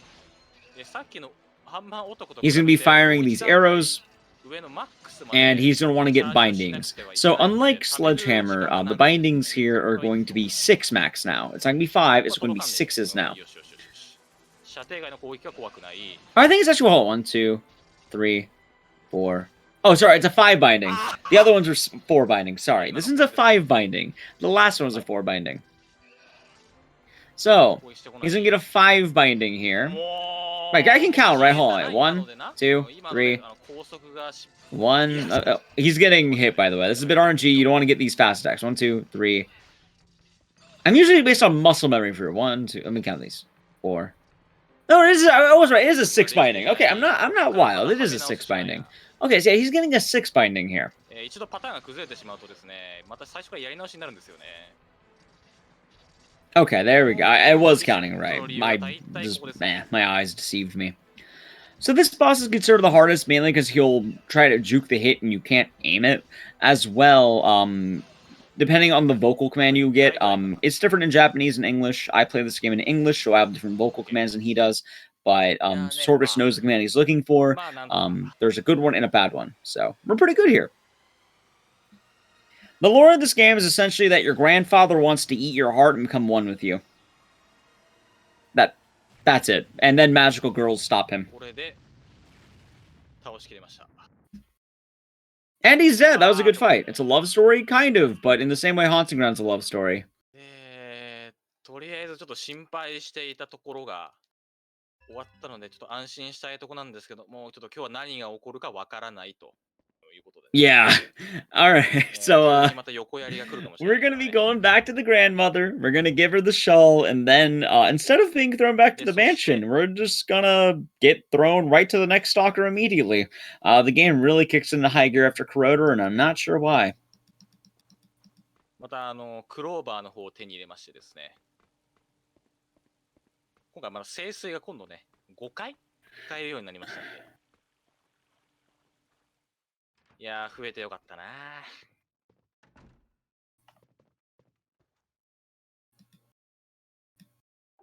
There it is.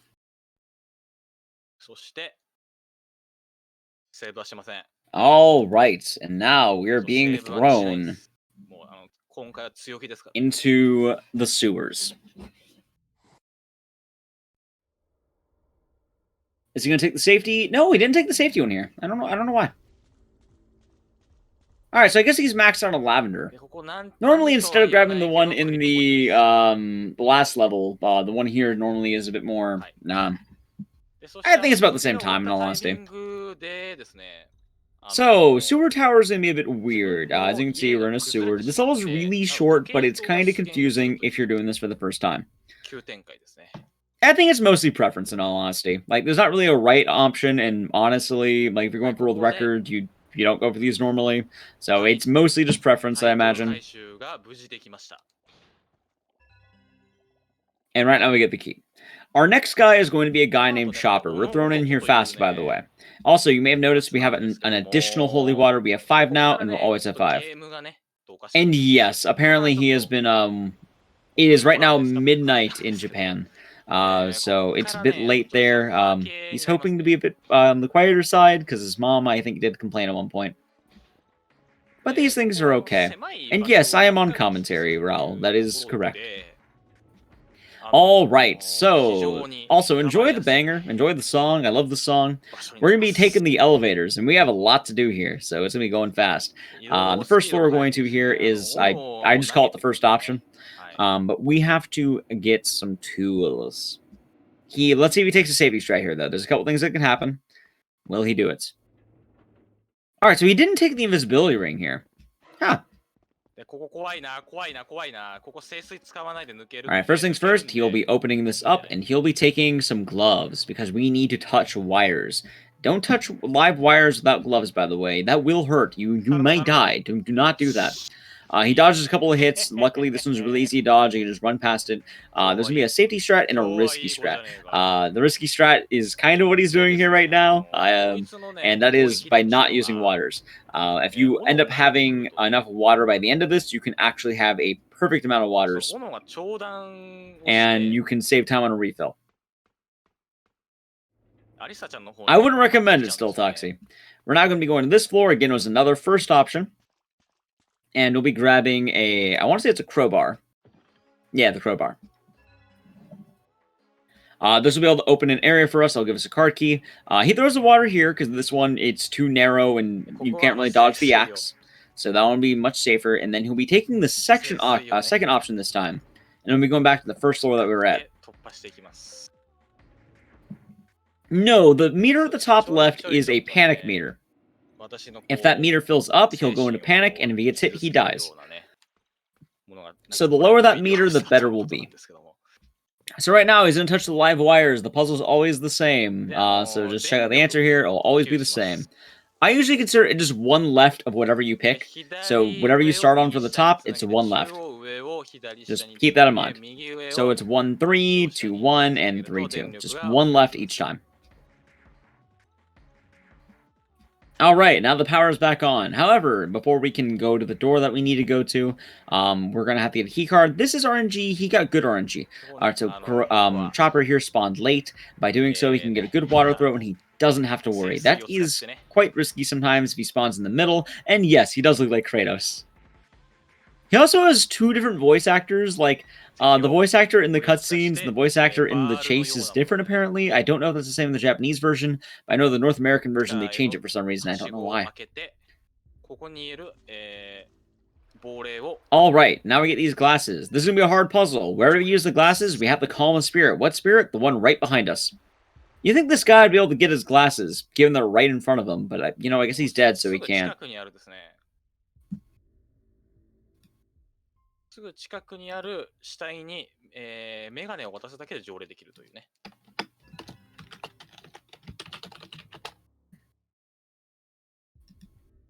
Alright, so we get the keycard from that, and that will be good.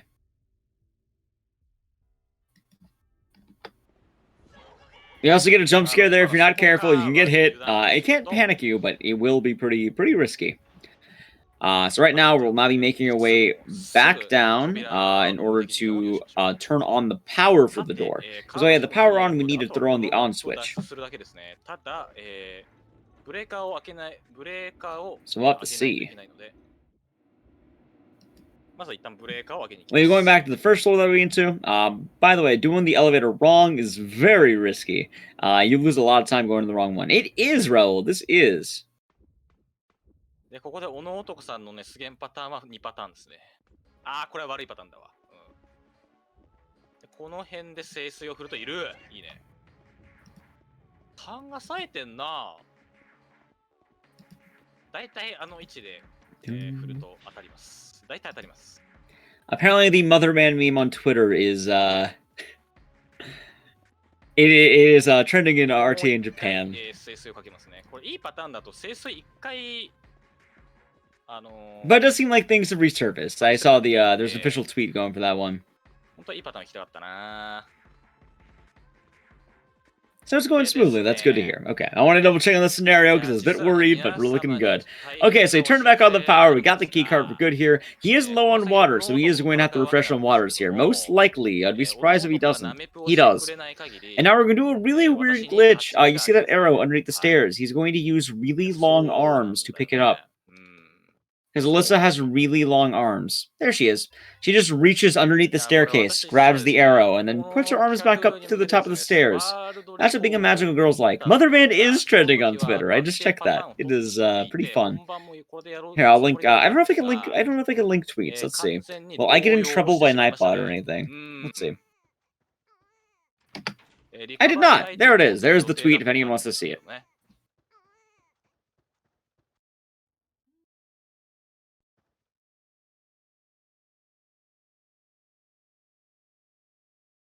Alright, so this boss fight's going to be a bit of a trip here.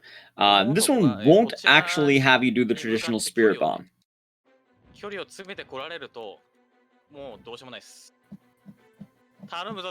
All you need to do here is you need to get 5 bindings, and then 1 spirit bomb will get the fight here done. However, it's a pause, because this fight's not actually real. So he's going to hit him... Oh, what's the RNG? All right, we got a binding. You want to get 5 bindings here. This is another 6 charge, so it's not enough to get the 5. You need the full. You need a full binding. You can't go one lower.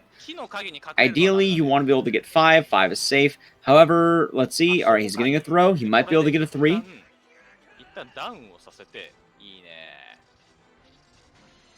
All right, he got a 3. That was really good. That was really good right there. He ended that fight quick. He got a 3 binding. 3 binding is ideal. If you get that one, it's very fast. All right, now we're going to be getting to the graveyard. I don't like the graveyard part 1. Part 2 is fun, but part 1's not very fun. Essentially, you're going to learn, hey, all the magical girls died to this guy because he is a magical girl killer. And we're magical girls, so you know the trouble we're in right now.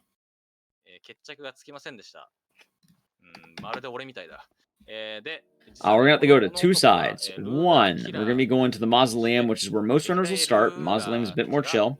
And then we go into the graveyard.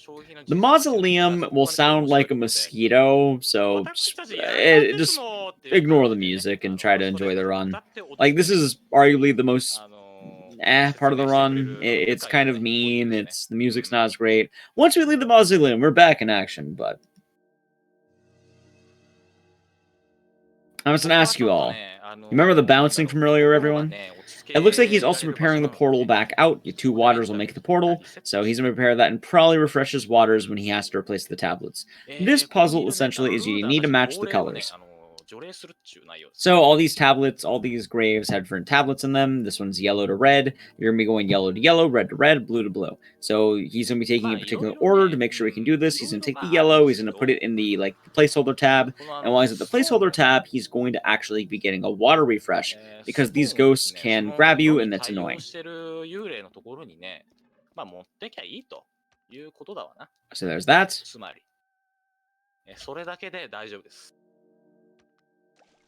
The water refresh, and let's see how this goes. You always want to really take the same order. He's going to be starting in the middle, which he already did. He's going to be then going to the right. On the right side, you'll be getting the red ones, so you'll be able to be quite nice. You got great RNG on that. Oh, the ghost found him on the last second. That was almost great RNG. He ended up getting grabbed. That's unfortunate, but luckily, I think this will be a 1 grab with the placement we got here. You don't want to get more than 1 grab. Oh, that was mean. Hopefully, he didn't wake up his mom, too. That would be unfortunate. However, as when he exits the area, he'll be grabbing the green arrow. We need a lot of these green arrows. You'll find out why later. Just understand we do need them. And we'll be getting some red arrows too, so that'll be spicy. The red makes it spicy. Speaking of the red tablet, he's going to be able to take out this ghost. When you take out the ghost, you use the tablets. This ghost is now dead. Bada boom, bada bing. It's gone.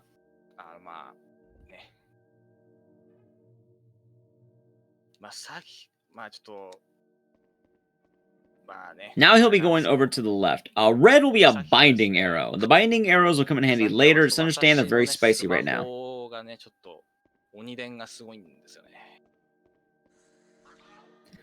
So we got some pretty rough placement here. He's going to have to throw 2 waters on the yellow one. There's 3 forms of RNG here. You have a no water throw, which is really good. It means you don't have to stop. You have a 1 water, which means you probably got them around the opening. And then you have a 2 water, which is what we got for yellow one here. The blue one was pretty good. We had a 1 water. The red one was... The first one was rough because we had a 1 water, but the second one was good because it was a no water. He's now going to take the blue tablet and he's going to put it on the blue coffin. Let's see if he gets a no water or a 1 water. Oh, he got a 1 water. He's going to have to refresh his waters. Ideally, the less you use, the more you'll be able to save, meaning, and potentially you might not even have to refill it. So it could save some time. Once he takes care of all 3 of the ghosts, he'll have this section done, and he'll be getting a, I think it's like a crest of lights, or it's a puzzle piece. That's the best way to say it. It's a puzzle piece. And you remember that yellow tablet? We're going to be using that, and we will be taking out the rest of this. It seems like he's playing it possibly a bit risky here. Normally, he might just eat the grab in all honesty, but normally I would want to save the water, because when you go back around, you need to grab the thing anyway. Hopefully he won't have to waste it.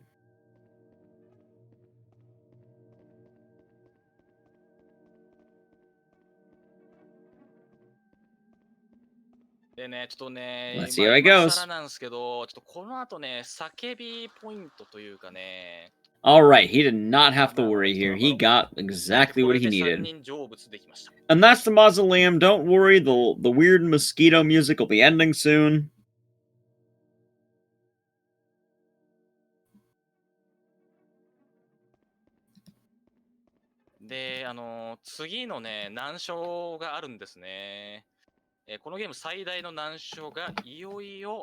All right, let's see. He has to grab the thing in the back, though. You can accidentally step on that portal and that wastes time. Luckily, he already got the water refill, so we're good there. And we're almost back. Okay, so now we're about to enter one of the riskiest parts of this run, and this is why he grabbed all those lavenders. You may have remembered he grabbed like 3 lavenders. You're about to find out why.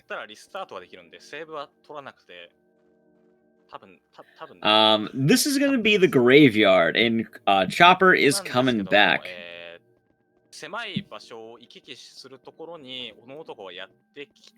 Let's see how this goes. Let's see how this goes.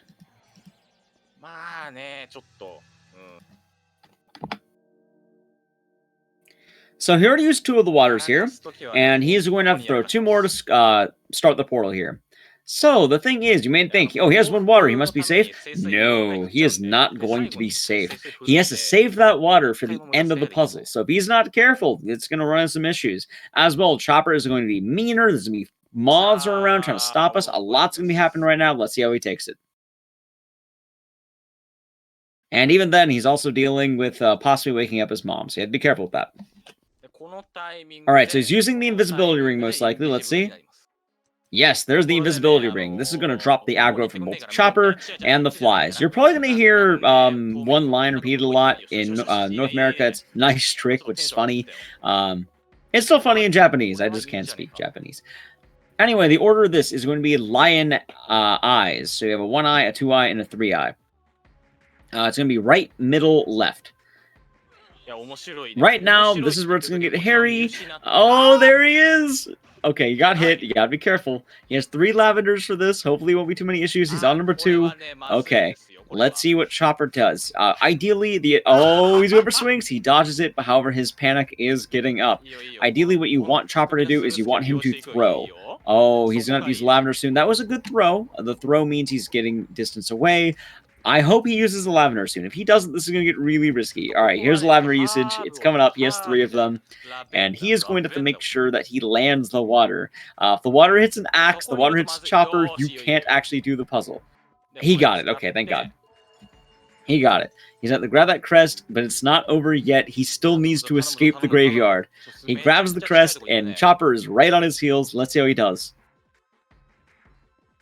All right, good dodge. Panic is going up. Oh, that second one connected on Panic. They attack near you. Panic's going up. Oh, he got the throw. The throw is good. Taking a little shortcut to the graves, and now we should be good to go. I think even if he... Oh no, oh no. Oh no, oh no. Oh, he's in panic. If he gets hit, he's down. He made it. He made it. He made it. Hopefully his mom didn't wake up, but he made it. He got stuck on the grave. He has lavenders for this. He'll be able to get back to normal. Hopefully the mom does not get aggroed from this section. Oh my god, that was absolute speed running right there. You can hear the excitement in his voice. I love this stuff. It's fun.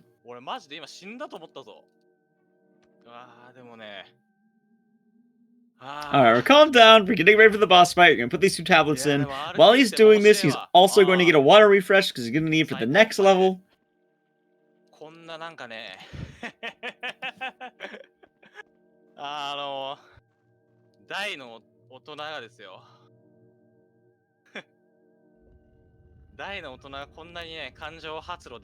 Alright, and now we're going to be getting essentially a boss item. It's like an arrow, but you don't really need it, but you kind of need it. Like, you need it to progress through the story, but still. Oh, it's just faster to reduce Panic, because sometimes she'll randomly stop. So ideally, you just want to reduce it as quickly as possible. Alright, so we're making our way through this cavern. And we're going to be getting a couple arrows here. 3 arrows, in precise, I believe. Is it 3 arrows or 2? We're about to find out. I think it's 2. Yeah, it's 2. Okay, so he gets the magic gold arrow from the cutscene. You don't need to worry about it. Also, there's Scissor Man in the statues.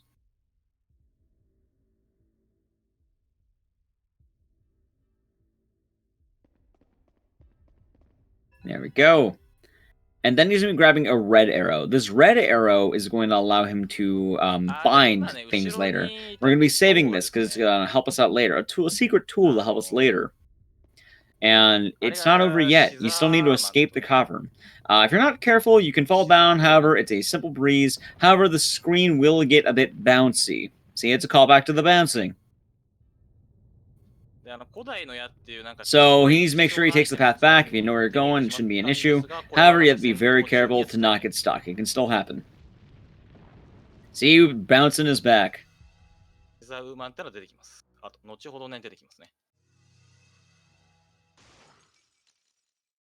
Yeah, that's always unfortunate, but I'm glad that things have been able to work out and we're still having the run happening here. We're really worried for a moment that the it'll be going off. A lot of phone notifications. I'm glad there's a lot of notifications on his phone. That's a great thing. It is certainly well deserved. I saw Motherman was trending on Twitter. I posted the tweet earlier as well. It was really sweet, and I'm glad that it worked out. By the way, I want to remind you all once again that Swordfish will actually be doing a run at the next AGDQ, doing a game called Pyan. Right now, the fight the way it goes, he throws a green arrow, knockback arrow, to prevent Chopper from attacking and to immediately get him to throw an axe. And doing so, he counters the axe, and you can start getting bindings immediately. It's going to be a 6 binding once again when the little charges have tails, and there's a few ways this can go right now. You have to be careful. Alright, it looks like he got a counter. That's bad. Ideally, you want to get another binding and then a counter. Ideally, you want this to go about 5, and then he should be dead. Let's see how this goes. Probably one more, and then... Ooh, that's good. Okay, that's good. One more, and then we should have the bomb. Ooh, alright, one more after this, ideally. Sometimes they can drop, so you gotta be careful. There it is. So we have the bomb, and that should be enough damage to take him out in one cycle.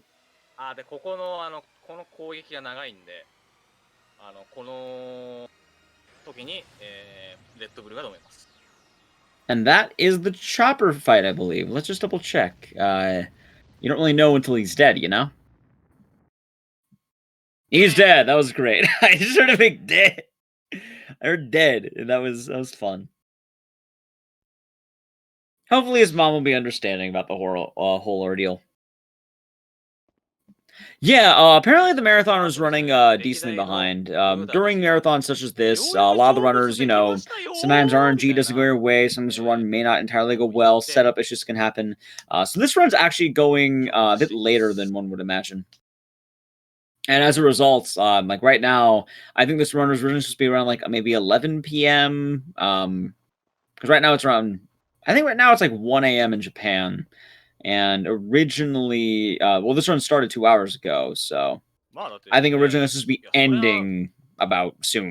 So a little bit later than they expected. However, I think this run's going to end a bit earlier, so hopefully we'll be able to get back on track. Anyway, now we are on the hospital. We're going to get introduced to the Scissor Man and the Scissor Woman. There's 2 Scissor Men. Scissor people. Scissors. Also, a ghost almost grabbed him. Hopefully it doesn't grab him. He got the dodge. Okay, that's good. That's good. That's good. And now we're going to be introduced kind of like a mirror world. It's a bit weird. We're going to get a magic mirror, but so let's go through the mirror. And we need to get 3 keys. We got one of them so far. We got one of the keys. We need 2 more. And these keys are always in the same spot. You just got to know where to grab them.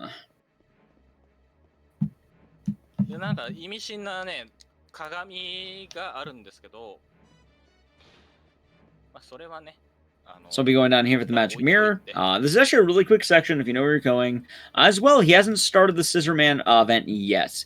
He's actually waiting just a little bit to make sure we're nice and safe. And then you don't have to worry about him chasing us in here, so it's much, much safer as you can see.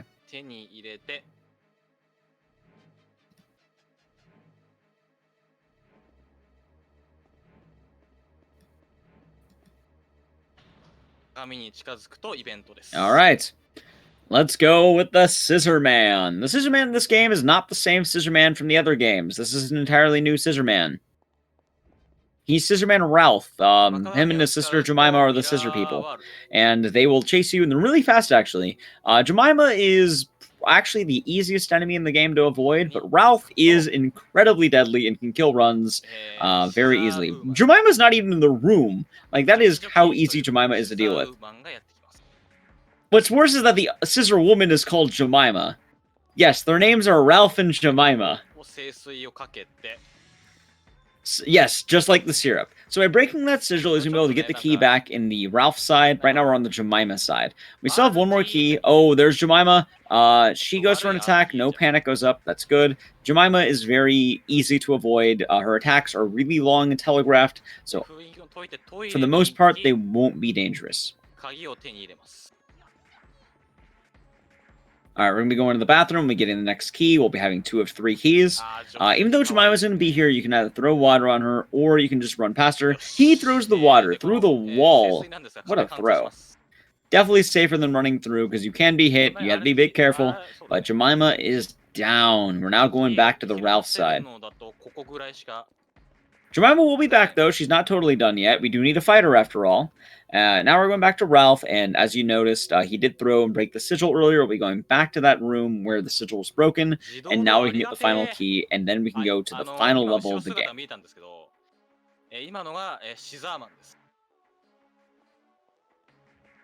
Alright. So far, so good. Right now we're all waiting. I do want to take a moment as well to kind of talk about the arrows that I mentioned. So the green and red arrows are mostly going to be saved for the finale fight. The finale fight is incredibly difficult, which we'll talk more about then. Just understand that those arrows are going to be a big help for that.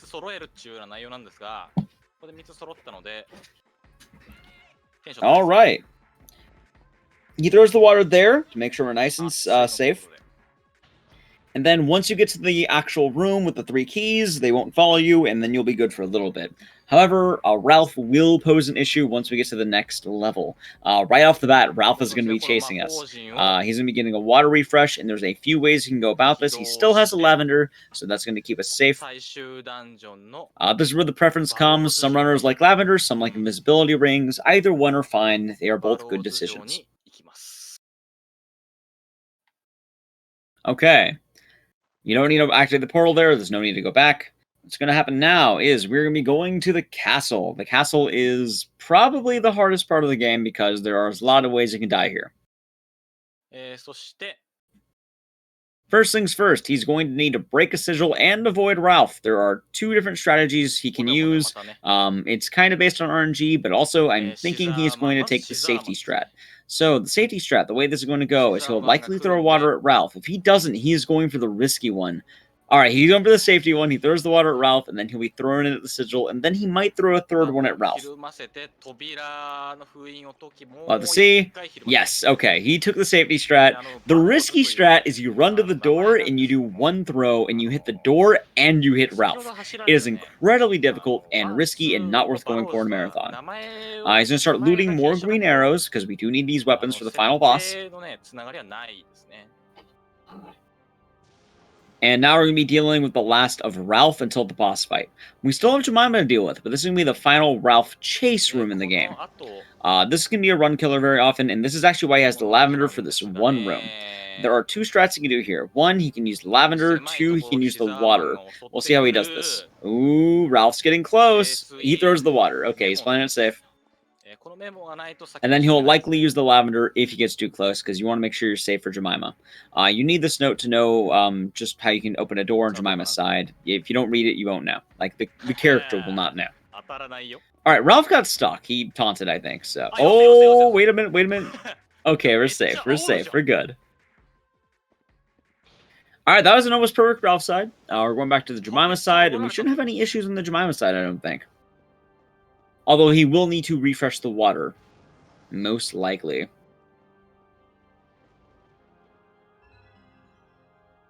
Alright, so he gets the, one more green arrow. He'll be grabbing more arrows as we keep going. But you can see we're grabbing a lot of these arrows, and the payoff will be worth it. I'll say that much. The payoff will definitely be worth it. Also, I like to comment on this, but Alyssa is apparently the strongest 15-year-old girl in the world. Our main character here is going to be executing a squat while shimmying on a wall. Like, I can barely squat normally, and she can, while shimmying on the side of a castle, not avoiding a fall down, she's gonna just drop a squat. She's better than Solid Snake. See, look at that. It's powerful. And shimmying while squatting. This is where the magical girl powers went.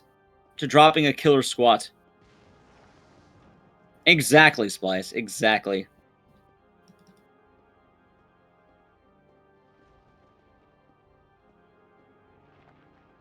De, さっきのところね、シザーマンにパニックゲージ貯められなくてよかったな。このなんかそうそう。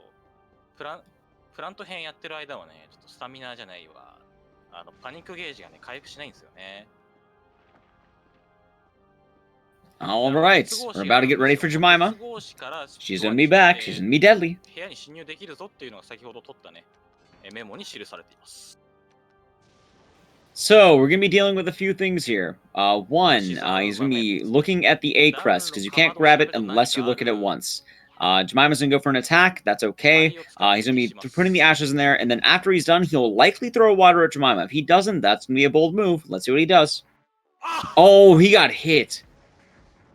He's not throwing the water. He is playing it very risky here. Is he going to throw the water? Oh, he ain't. Oh, my God. He played it very risky there. Okay, he should go for a water refresh. If he doesn't, I'm going to be very surprised right now. He's been playing it very safe throughout the marathon here. He made it through. He has a lavender. He does have the safety strat. I'm imagining he's going to go for a water. You don't have a lot of water. Oh, he is not going for the water. He is going for the risk. It's going to be very interesting to see how this all pays off here. Let's see how it goes. So there's going to be a jump scare coming up. This will likely be the water throw. There it is. So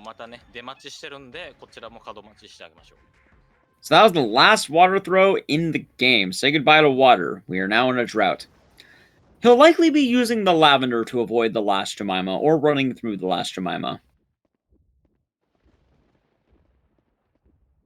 And now we have the last crest. Overall, the crest spell A-N-D, and. Or Dan. Or any acronym of A-N-D. NAD. Dan. And. DNA. All the fun.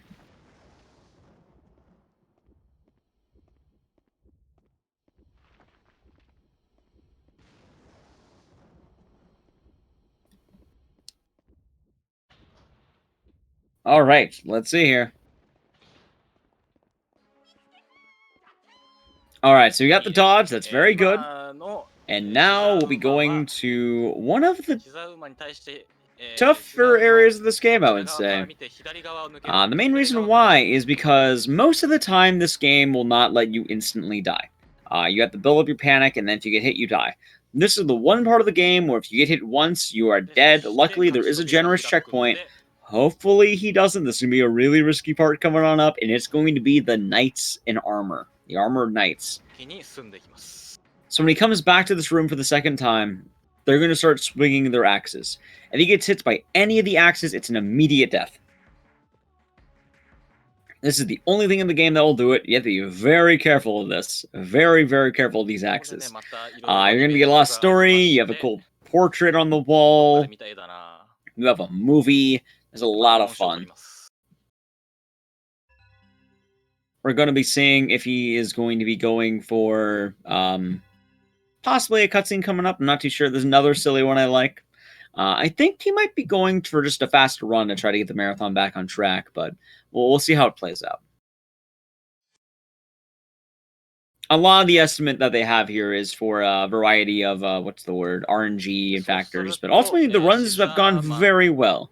They've all gone very, very well, so I'm happy to see these runners in their elements. Alright, so now we're going to get the D crest, and we're going to be able to exit the room. So now, the knights in armor. This is going to be a bit trippy. Just keep up with us. We'll be going good here. So the way this is going to work is he cannot bonk. If he bonks on any of the walls, he can't go with a fast strat. He might take it easy for the marathon's sake, but let's see. All right, he's going down here. There's going to be a couple of puzzles you got to do. You got to unlock some gates. It's a very particular path, and then you have to make it through to Ralph and Jemima's lair. He's going to be unlocking this door, so when he goes back, that big wall will be lifted, and he can just run through here with during the timing. He's been making his way back up. Let's see if he goes for it. There's a fast strat and a safe strat. We're about to see. It's always risky. He has taken the safe strat. Okay, we're good. He's taking the safe strat. No worries. He won't get hit. The fast strat, I call it YOLO nights. I call it fast nights. Essentially, you just run straight through, but the problem is if you get hit, you die. Overall, though, if you get both of the fast nights, you can save about maybe 15 seconds or so, or maybe about 10-ish. It's very quick. Anyway, the reason why I said nights is you have to do that twice. Not once, but twice. So once we go into this room back here, we're going to get kicked out. Let's see if he plays out the cutscene. It is a funny cutscene. All I can say is that it is absolutely campy, but I don't think he'll play it. No, he does not. Essentially, the cutscene, the way it plays out, is the guy on the table is actually a decoy, and they cut him up and they flip it over, and then it's the real, like, Dennis character, and it's really funny.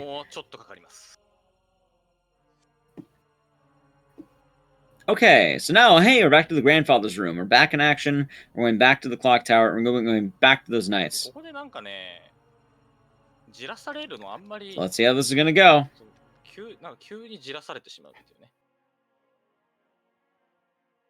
Let us see how this will go. The same strategy can be done here at the Knights. I'm assuming he's going to play it safe given the marathon. However, this can go either way. Let's see what he does. It's just the same path down. All he has to do is walk down, and we are in the final gauntlet. Okay, he is playing it safe from the look of it. Oh, that was almost close. That was really close. You can see those axes swinging right when he passed it. It's always, makes you clench, you know? Especially when you can't be too loud, or else, you know, you'll wake them all up. Alright, now we're going to be entering 3 boss fights.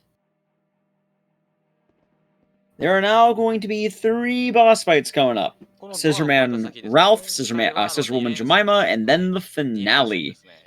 So, it's going to be 2 boss fights in a row, and then the 3rd boss fight comes afterward. Let's see how this goes. Jemima is a very easy fight. We're going to break this down. He is going to be... There's a couple of strats you can do here. The one he's likely going to be doing is he's going to take 2 of his green arrows and immediately kill Jemima. Jemima is a very fast fight. If you land both of the green arrows, it will do half of her health with each arrow. This is why you've been saving them. It will make this fight trivial. It becomes very easy. However, there's another strat where you can save a green arrow if you land a full charge shot. Let's see what he does. He's going to be aiming towards the right side. Let's see. And he'll be going green. There's green. Then he'll be going back behind this, and the fight's done. That's Jemima. However, Ralph will be more normal. Jemima is very quick. Ralph is kind of more like Corroder. He's kind of more like Chopper. You have a lot more to deal with, and Ralph is the hard fight. Alright,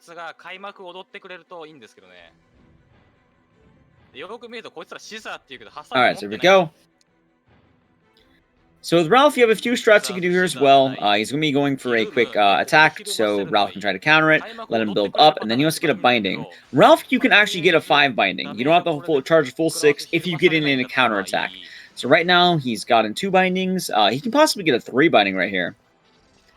The sentences are combined for Ralph and Jemima. It's just kind of the way of giving them health, and it's their punishment. It looks like he's got his first Spirit Bomb. You might need to get 2. Ideally, you don't want 2, though, because it takes a while, so he's going to want to chip him down with the little arrows. This definitely is too much health for 1 Spirit Bomb. So he's going to want to pelt him down with more and more arrows. Ideally, on fights like this, getting a 3 actually can be kind of risky, because you might get him too early, and it can lead to some issues. He has a lot of health left, so we got to be very careful with the way this goes.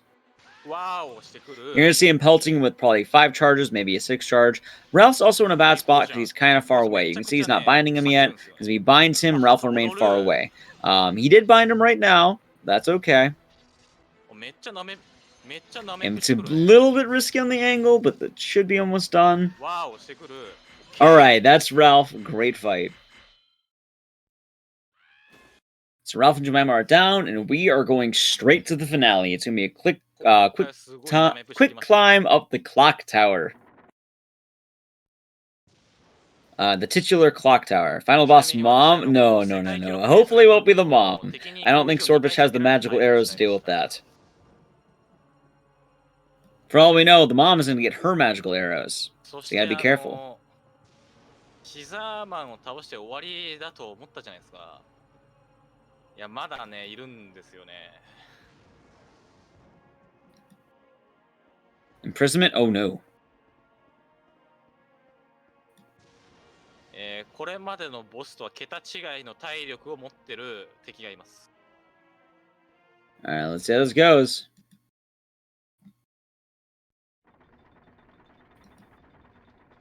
He grabs the red arrow right here.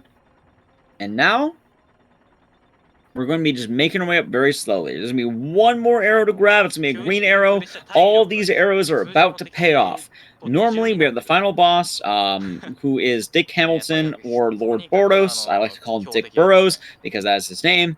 What we're going to be doing is we're going to be firing a bunch of arrows after a one-cycled fight. So the final boss has a lot of health. You can't kill him in one spirit bomb. You can't kill him in 2 spirit bombs. You're going to need 3. So we're going to see Swordfish go toe-to-toe with the final boss of this game, and that'll be the end of the Clock Tower Trilogy. I hope you all have been enjoying it so far. We had Eip, we had batake, and we have Swordfish right now finishing it on up. I've been your host on this Restream, Eip25. So let's see how this final boss goes, and hopefully it's nice. I think he's going to grab this final arrow. He should. We'll see. He's likely going to be grabbing this one. And this is a cool game. It's a magical girl horror game. There's not a lot of games with that aesthetic. It's fun.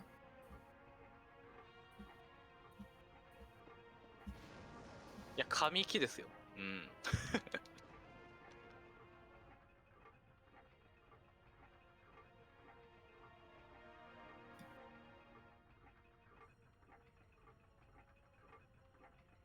で、All right.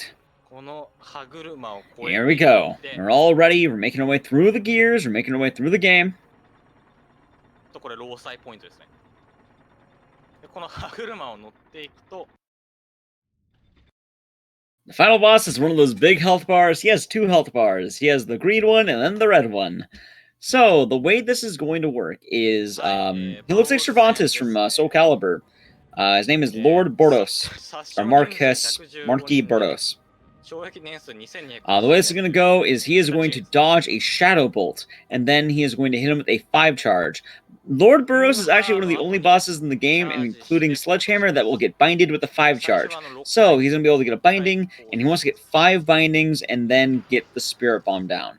Once he has a Spirit Bomb down, we can start getting to the speedrun strat, which is really fast. But you need at least 1 natural Spirit Bomb. So right now on 2, he's getting the next one, and just keeping this pattern, kind of running around this little area, baiting a Spirit Ball, dodging it, and then getting a binding. I think we're on 3 right now. I hope you've been counting. I hope I didn't lose count on my end. Alright, we're on 4. He's getting the 4th one. Losing count here is horrible, by the way. If you lose count, you might need to rebind everything. It can get really rough. I've seen he'll spend hours and hours beating this boss. He got the Spirit Bomb. Okay, so now we're going to be hitting the fast part of this. What he's going to be doing after the Spirit Bomb is done, he is going to get a 1 binding, and then he's going to run behind the boss. And then he's going to unload arrows on him. It's going to be pretty wild. He's going to get 2 quick Spirit Bombs. They're going to be really fast setups, so don't blink. Alright, so he's in a beta Shadow Ball. He's going to hit him with the 5. You'll see him run behind him. Alright. He hits him with the green, which knocks back. The red will bind him. He'll be stuck between the 2. 1 more green to get him even further. And then this will guarantee a 3 Spirit Bomb. And then he hits him, and then that's the 2nd Spirit Bomb. 1 more Spirit Bomb, and this final boss will be done. However, the game is not done yet, because even after the final boss, he needs to get on the final point. At that point, we'll be hitting time, and that will be the Clock Tower Relay. Let's make sure the last Spirit Bomb goes well, and we are almost done.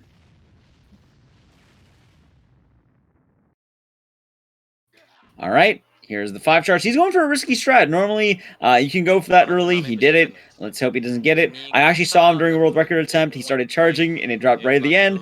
Okay, perfect. He got all of it. All right, the last bomb of the game. Well, let's hope it finishes him. Sometimes you might need a nudge one or twice, but that was a clean fight. And I'm glad you enjoyed it. I'm glad you enjoyed the commentary. I love these games. I love these runners. It's good stuff. 3 spirit bombs, very clean. This fight can go wrong in so many ways, and trying to just get it back going can be a bit of a chore. That was a good fight. Perfect. It's not done yet, though. Time ends once he steps on that final point. And way underestimate. This is good. We'll be back on track with the run. Let's see. Oh, good dodge. And there's the run. That should be time. Looks like he got a 2:34.08 roughly. Oh, no, 06. 2:34.06 about. Timer's still running, but that's okay. Oh, wait, I forgot. In RTA in Japan, they normally go to the end of the credits, so... they'll leave the time running for a bit, but that's the run. I really hope you enjoyed it. We had some great runners. Swordfish, again, will be on AGDQ for a game called Pian. I don't exactly know the pronunciation, but it's really fun, and it's a kind of it's an interesting horror game. I've been Ecdysis. You know, if you enjoyed my commentary, I talk a lot in my own area. You can find me in chat here. I'll post an emote of a snowman choking on a carrot.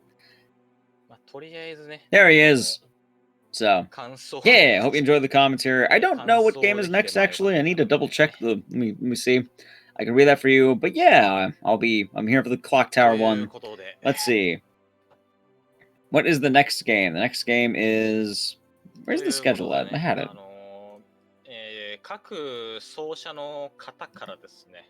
Yes, that was Swordfish. And batake and Eip. Alright, so the next game I think is Devil May Cry. No, oh, it's RE3. It's RE3 next. Oh no, it is Devil May Cry. That's right, yeah, Devil May Cry 5. That is next. Okay. Next is going to be Devil May Cry 5. It is DMC. I was right. Why did I second guess myself? Yeah, it looks like 2:35. That sounds like an appropriate time. Hopefully that can help get the marathon back on track. I know this went later. Hopefully Swordfish's mom won't wake up. It was found bouncing with all you, chat. Once they kind of go to a little break period, I'll be on out of here. But I hope you have a good rest of the day and or night. And thank you for having me.